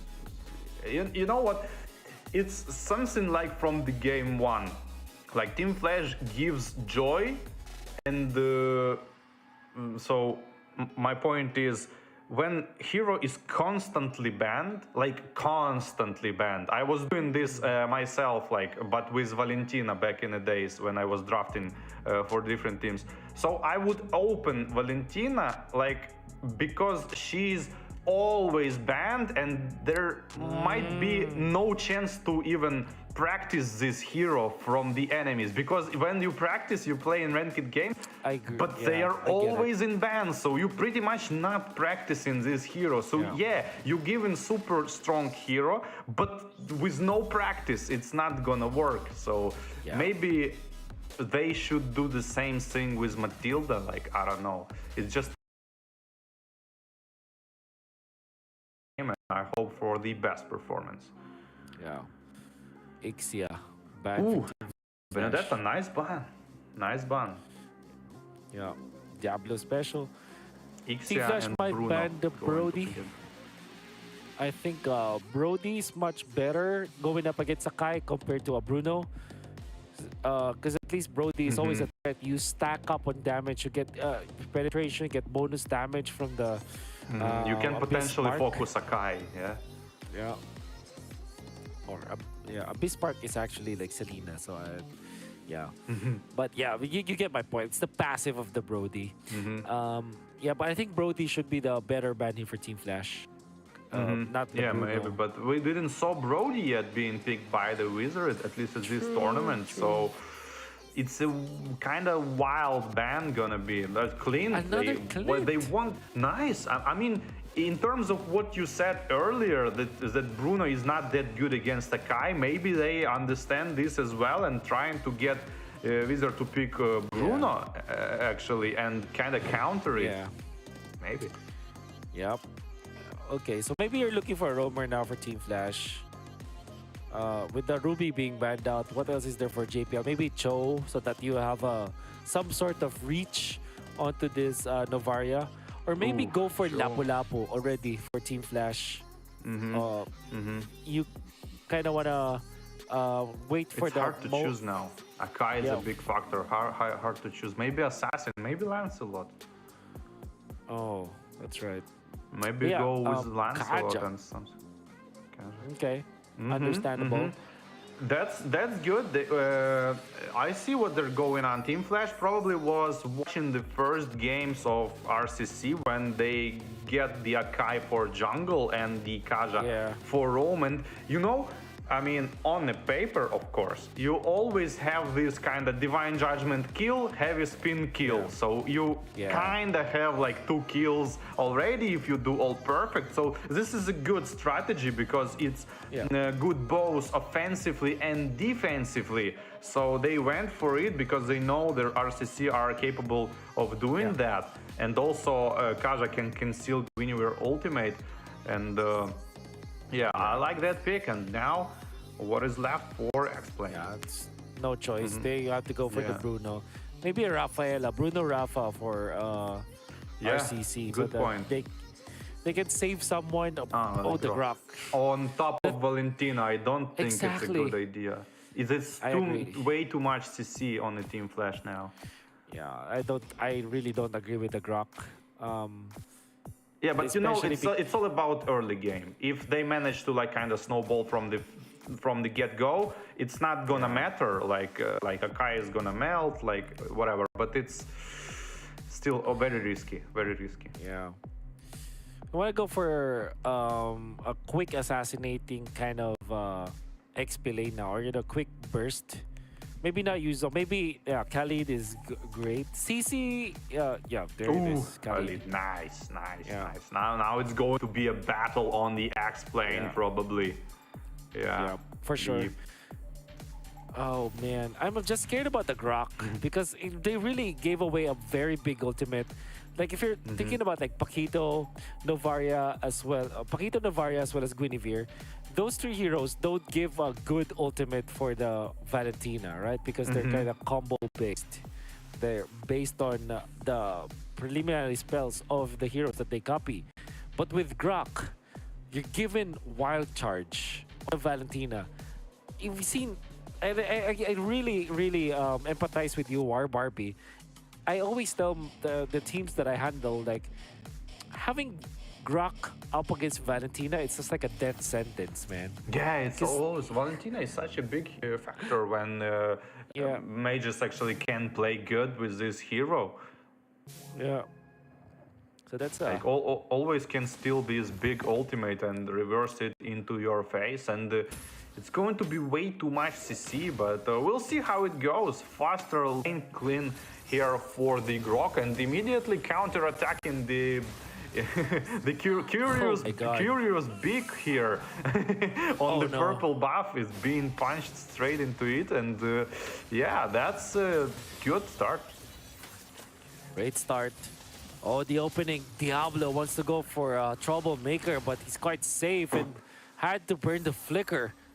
Team Flash giving away so much to RCC. They burned their flicker, they lost one of their members, and now they might even find more, as the Grok is just way too tanky in this stage. No. I mean, No invade, this is what you're though. talking No about. Early invade. game snowball. Sorry, I thought Team Flash should invade red buff right now as the 3 people attacking Guinevere, just because Akai have double buff and Guinevere has only 1 buff, as far as I saw that, and probably should invade here, but hey, and just enjoy it with 1 stolen minion. Yeah. Even up a little bit, but we know for sure that RCC, with the early game that they saw with the first blood, we're gonna be very happy about the turtle take. Even Guinevere is like far too forward now. Level 4 Guinevere gonna try to find the Khalid kill probably, but no, using her second skill, gonna just start working on the turtle straight away. Akai, though, he's here ready to contest it. Everybody saw where Akai went, and it's kind of 4-on-4 on the turtle. No rotations from the top lane, and the carry is farming the jungle minion, and Khalid is being harassed a little bit, but forced to use his quicksand to regen some of that HP. Wall is being thrown, and Astra Echo pointing 4 people, Akai trying to work on the turtle here, but all team is aware, and I don't think it's a good idea here. Trying to initiate, Grok goes with a heavy spin, and Akai attacks with a heavy spin, and Guinevere almost get dead, but eventually resulted both of them dying. Oh, Team Flash just waited for too much time. You know what happened? They held on to the turtle for far too long because Hades wanted to go for a level 5. I think that's the play. But the thing is, because of the time that they spent, Kupi on the Grok was able to get level 4. That meant that after the turtle fight, not only did they lose the retribution, but also they lost more members because of the availability of the wild charge. So really just too passive kind of mentality coming out from Team Flash.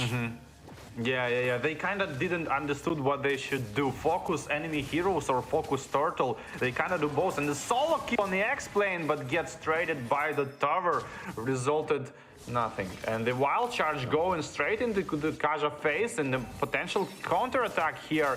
Akai here slows down the Grok and heavy spin the Grok here. The follow-up from the carry, and Divine Judgment on into Wizard, uses his flicker but not be able to go back, and this might be already a comeback. Oh, let's see. Because that's a great jump coming out from JPL. Finally with the flicker Divine Judgment play, converting for a kill. Vanix is going to be staying up top.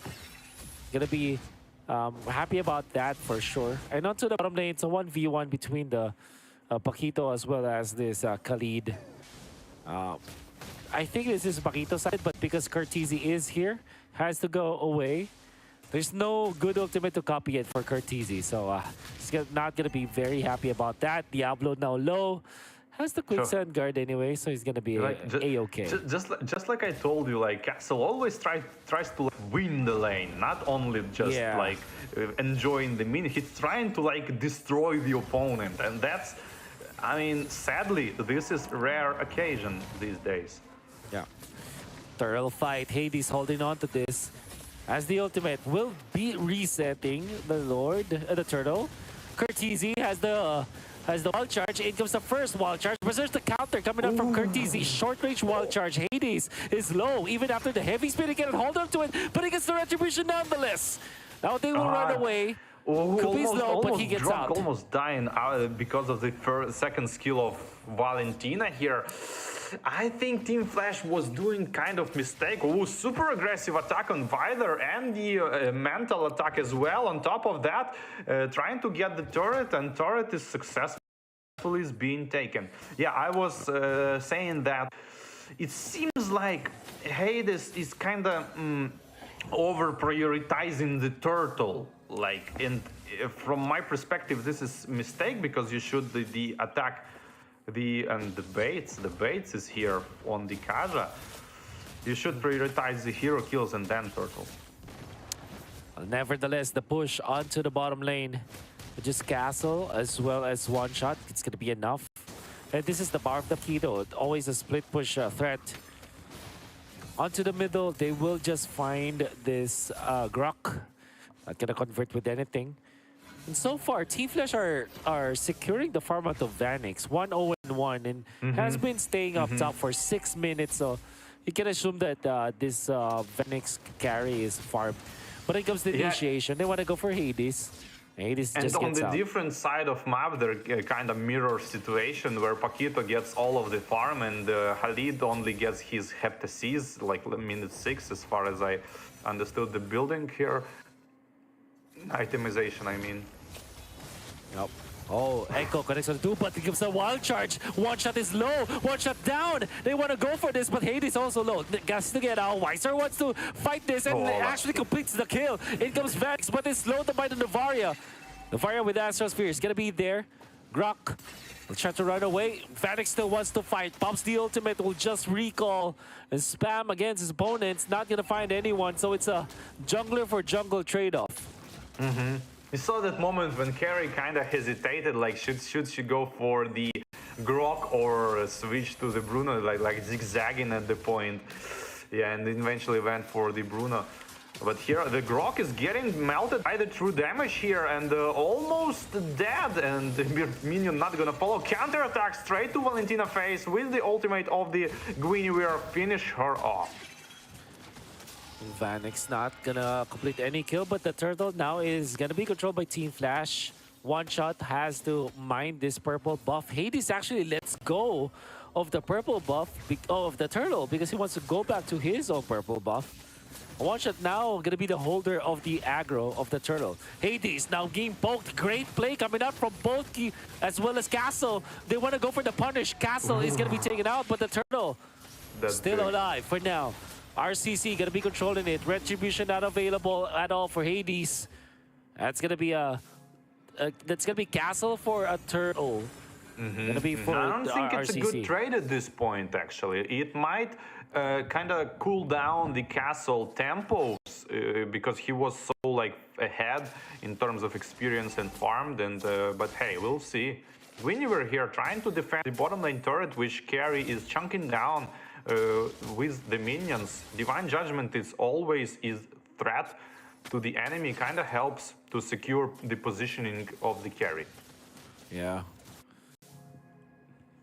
And now it's an even game when it comes to the gold, when it comes to the kill score. They're almost even now for both teams, so practically even. Echo connects onto 4. One shot on the right side.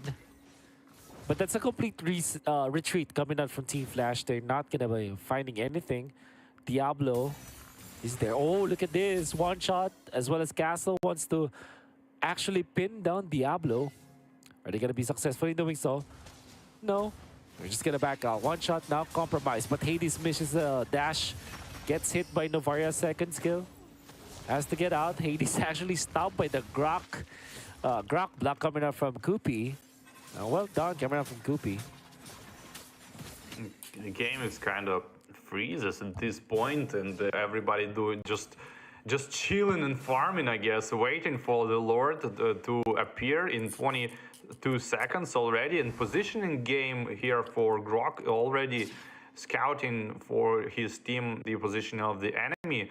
Castle on top lane gonna wanna split push probably and go for the Lord, but that's the thing what Khalid is gonna do probably. And attack here, unexpected attack on Valentina from Guinevere, forces her to use this a snipe, not quite there.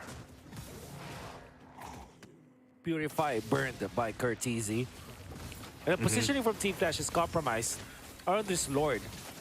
Gonna be nilakap to Hades. Hades low, half HP, has to back down. JPL wants to fight. because Vanix is here. But the damage from Novaria Oh, is going to be flicker. threatening them. Look at that. And even the Grok block is going to fend them off. Diablo A cannot Grok find kind an of opening. flicked in the front of the enemies and while running Exactly. back, so kind of Kind of awkward, unfortunate but the use. Lord is still for RCC. It comes Castle, going in for the pokes, as well as the Echo. Now Team Flash is away from the Lord, but in comes Hades. No, one shot to secure the retribution. He's taken out. Hades is out for the count. Vanix has to run away as well. And now even Kurt is taken out. No Purify, no Flicker, no whatsoever for Mr. Curtizi as he's taken out. Diablo, very short quicksand guard, enough to keep him alive. But that is Team Flash now being behind RCC. Great Lord dance from them.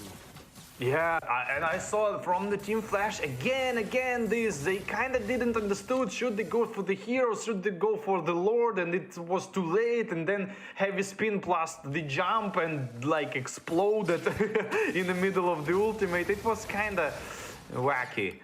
But you gotta like reload probably somehow. I mean, your mindset to make Yeah, this for happen. sure. I mean, Oh no, Team Flash is play crumbling. faster. Echo connects, Hades low. Able to defend down the bottom lane, but they've lost all of their outer turrets. At this point, Troublemakers making a lot of trouble for Team Flash to work with. It comes a jump, Hades being poked. Look at the damage coming up from Bruno. The shred is there. Able to defend. As well as the bottom and the top lane. Team Flash But will live to see another day. The pressure from the Valentina, I mean, not the pressure, the threat from the Valentina, Akai, and the Divine Judgment of Kaja still there, which makes Royal Cybersport Club not been able to attack on the inhibitor turret, kind of safely trying to push, always like trying to bait the skills, like Guinevere jumps with the second skill, trying to bait something like ultimate and maybe run back, but not gonna happen. So RCC not been able to go for T3 turret here. Yeah. 5,000. That's the goal date for RCC in this game number 3 elimination match. Who would have thunk Flash will be in this position because of the caliber of their players. Castle now being pinned down. Response is low, but it is going to be enough. 4 members in that area able to take out Castle, one of the most important players for RCC. That might be huge, actually. Even though they used a lot of skills on that one, it still will not matter because 21 seconds to Lord and Castle is exact same time spent dead, and it might result a good positioning for Team Flash on Lord, but RCC actually understand that and already trying to cover the positioning around the Lord, and Team Flash is not actually rushing the positioning on the Lord for various reasons, and now they're gonna go and ultimate on the Haze go on and being bursted down, even though he had a heavy spin, and the fight is continuous, trying to get the Kaja here as well, and the second knock up on the carry here, forced her to go back in not using Purify, and the Divine Judgment on the castle, but not enough damage, and the ultimate from Bruno, come on, pass, even more pass, it was potentially like 3 kills for the ultimate, but no. And now they're gonna go for the crystal. Might go for the crystal. The Bruno is here. They have the damage. It'll be a lot of seconds before he's out. Look comes the flicker one charge. The Vanix will be able to dodge away because of the Phantom step, but it goes one shot. He takes out Vanix. Good snipe from the jungler of RCC. He will lose his life for that. And again, the miscommunication, like half of the team, went back, and Guinevere kind of attacked, and like Bruno was way too far away to follow that. If he just followed, probably there would be 2 additional kills. But hey, now it's like, again, 4 versus 4 and Lord. My, oh my. Good seal play. Diablo wants to go for Troublemaker, but Troublemaker with the flicker gets out. Counter Echo. That's Conceal and Flicker. Burned out. JPL doesn't have the flicker now. One Shot has respawned. That's the jungler of RCC. Hades holds on to the Lord, level 14. But One Shot is level 15. Good Grok block coming up from Koopy. I'm looking for this one.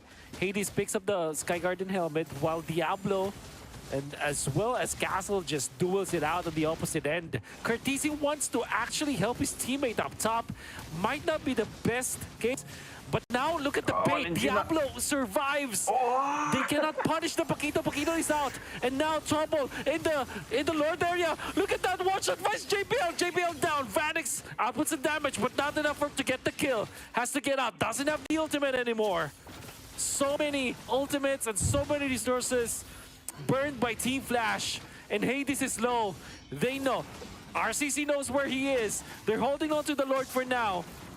Gonna be point blank for the Bruno. Troublemaker finds Hades. Hades kinda respawn for now, or rejuvenate his life, but Castle is low. Diablo misses the shot, but finally can he end?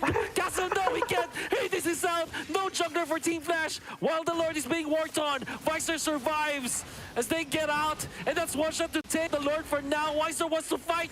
Curtisi now low. Curtisi out. RCC fights Diablo as well. Novaria connects with a skill shot. And now Team Flash will have to defend with 3 members. Against RCC's 5. And the Lord as well. Oh, look at One Shot. Finds the opening onto JPL. JPL cannot do anything. Immediately taken out. Vanix cannot finish the job. Gets the immortality pop. But can he survive this one? It seems like he will take out One Shot for now. And Diablo will not be able to survive as Castle takes him down. Vanix and Hades, the only 2 defending members of Team Flash. It seems impossible, War Barbie. Oh, I don't know. Castle just won't die. He just goes for the throne, probably trying to zone out here everyone with heavy spin heads. And the Lord is working straight on the crystal. Carry is focusing down, and a stun on Carry, forced to use. Nah, not gonna be able to defend here. Hometown buff for RCC. May not be the favorites in this tournament, but today is their day. They take out Team Flash. Comparably, the team with better experience will lose against the team with better execution today. The reverse sweep was complete, and a shock to Team Flash. Ooh, that Castle, man, he just won't die. On the bot lane, he tried to kill Khalid, and Valentina was standing there in the bush waiting for opportunity attack, but as far as I understood, misses the wild charge, which makes Paquito run away and flick and survive, which resulted a 3 versus 4 situation on the Lord, which RCC absolutely understood and immediately took advantage of, jumping and attacking and forcing this prolonged fight, and eventually winning all of its parts. And and there was a moment when Khalid again tried to kill Paquito, like I would say even revenge Paquito, but he survived again using his first skills, shields, and yet again survived, and like he just won't die. There's so many moments where Team Flash couldn't finish off the kill, and RCC just runs away, gets away with murder. You can see this time the punishment coming out from RCC. And the thing is, for Team Flash, they're committing so many resources just to go for those kills and weren't able to do so. Like this one, Diablo as well as Curtisi. That meant that JPL will not have additional damage even after he jumps. In fact, he wasn't able to pop his ultimate anyways. And now Hades will have to run away, realizes that he has a Sky Garden helmet, and then stays in that position. But because Diablo wasn't able to take out the Paquito again, they were put in the bad spot. It's like because they're committing on so many resources just to kill one player and then not able to do so, they're put in a compromised spot. There's no coordination at all for Team Flash in this late game that we saw game number 3. Yeah, I spot that as well. Like here you see in this Guinevere ultimate Kaja, and like Khalid trying to ult Guinevere while she ulting, like it's kind of bad, like it's kind of panicky for me because it's not gonna work, bro. You gotta like do something different, right? So it's not the best decision in this situation. So yeah, I absolutely get what you're saying, and I agree with this. It was kind of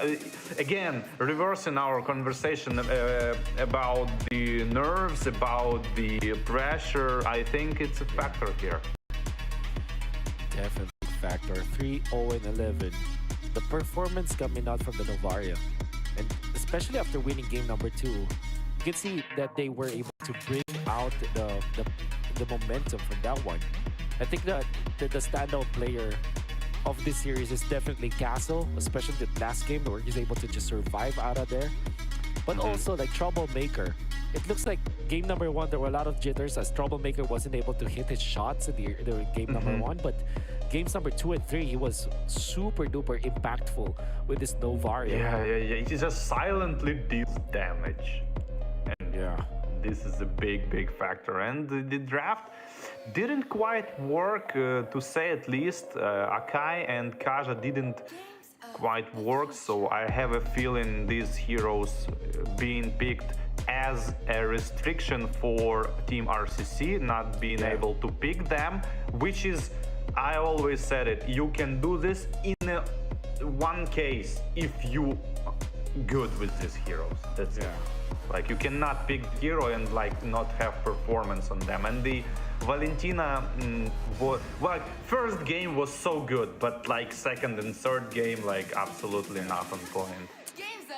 It looks like they've lost all of their power level in the early stages or game number 1, because they look really coordinated in game number 1, but games number 2 and 3 there seems to be no connection at all from the members of Team Flash, which is weird because usually when you win game number 1 and then you find yourself in a spot where you're a much better team compared to your opponents when it comes to synergy, you ride that momentum. But in the case of Team Flash, it's the complete reverse. The Team Flash that we saw from game number 2 and 3 were very uncharacteristic. They're making so many bad-looking mistakes, you know? That looks like a very, it's a redundant word, like bad-looking mistakes. What I'm trying to say is like the mistakes they make are rookie mistakes. It seemed like they weren't playing their brand of Mlbb in that series. They couldn't handle the, like, keep the composure, like the nerve, the flashlight, the scene, all of this comes into play. But hey, there are coaches who help with this kind of stuff. So overall, this is experience, and this is stuff that you need to take in order to become better player. You know what, War Barbie, that has been our coverage. That has been 4 series for today, and I hope that our viewers were able to enjoy that. Do you have any final words or final shoutouts to all of our viewers out there? Yeah, thanks for watching, guys. What a great games. And for all of the Eastern fans, right? For all the fans of Southeast Asia, I've been reading some of the comments in the chat, and of course, for all the fans outside of Southeast Asia, I know that you're staying up late. And I thank you so much for staying with us, and I hope you enjoyed the show as much as we did. We were surprised, War Barbie, because of that last series, and that is really, really good. That's what esports is about. But unfortunately, that is the end for today. We are going to be seeing you again tomorrow for more games for our quarterfinals, in fact. Already. That has been War Barbie and Wolf. And thank you so much for watching the Games of the Future 2024 Mobile Legends. Good game and good night. Good night. In a world that seeks a balance between metaverses and healthy lifestyle, video games and traditional sport, live shows and web entertainment, we found the only way to harmony. Introducing a new era in the realm of sports, Phygital, a revolutionary fusion of the physical and digital worlds. This is an unparalleled mix of the most exhilarating and dynamic youth sports disciplines, all integrated with popular video games and cutting-edge technological devices. This unique sports format is accessible to all. Anyone can participate in Phygital competitions. Any sport has the potential to evolve into a Phygital experience. Football, basketball, hockey, racing, martial arts, shooters, and many other sports have successfully adapted to the new reality. The 2024 Games of the Future is a global multi-sport event that represents the pinnacle of Phygital sports worldwide. The event is attended by best clubs and teams, bringing together 2,000 participants from over 100 countries. It marks the beginning of a series of top Phygital tournaments that will take place annually worldwide. The current official program of Games of the Future includes 21 innovative disciplines. They are classified into 5 groups, which we refer to as challenges: sports, technology, speed, tactics, and strategies, openness, show, fun, and healthy lifestyle. Coming our way is the exciting Phygital era. So stay tuned, join our global Phygital community, and come over to the upcoming Games of the Future. Emerge as winners and heroes of the new era. Games of the Future, made for young generations.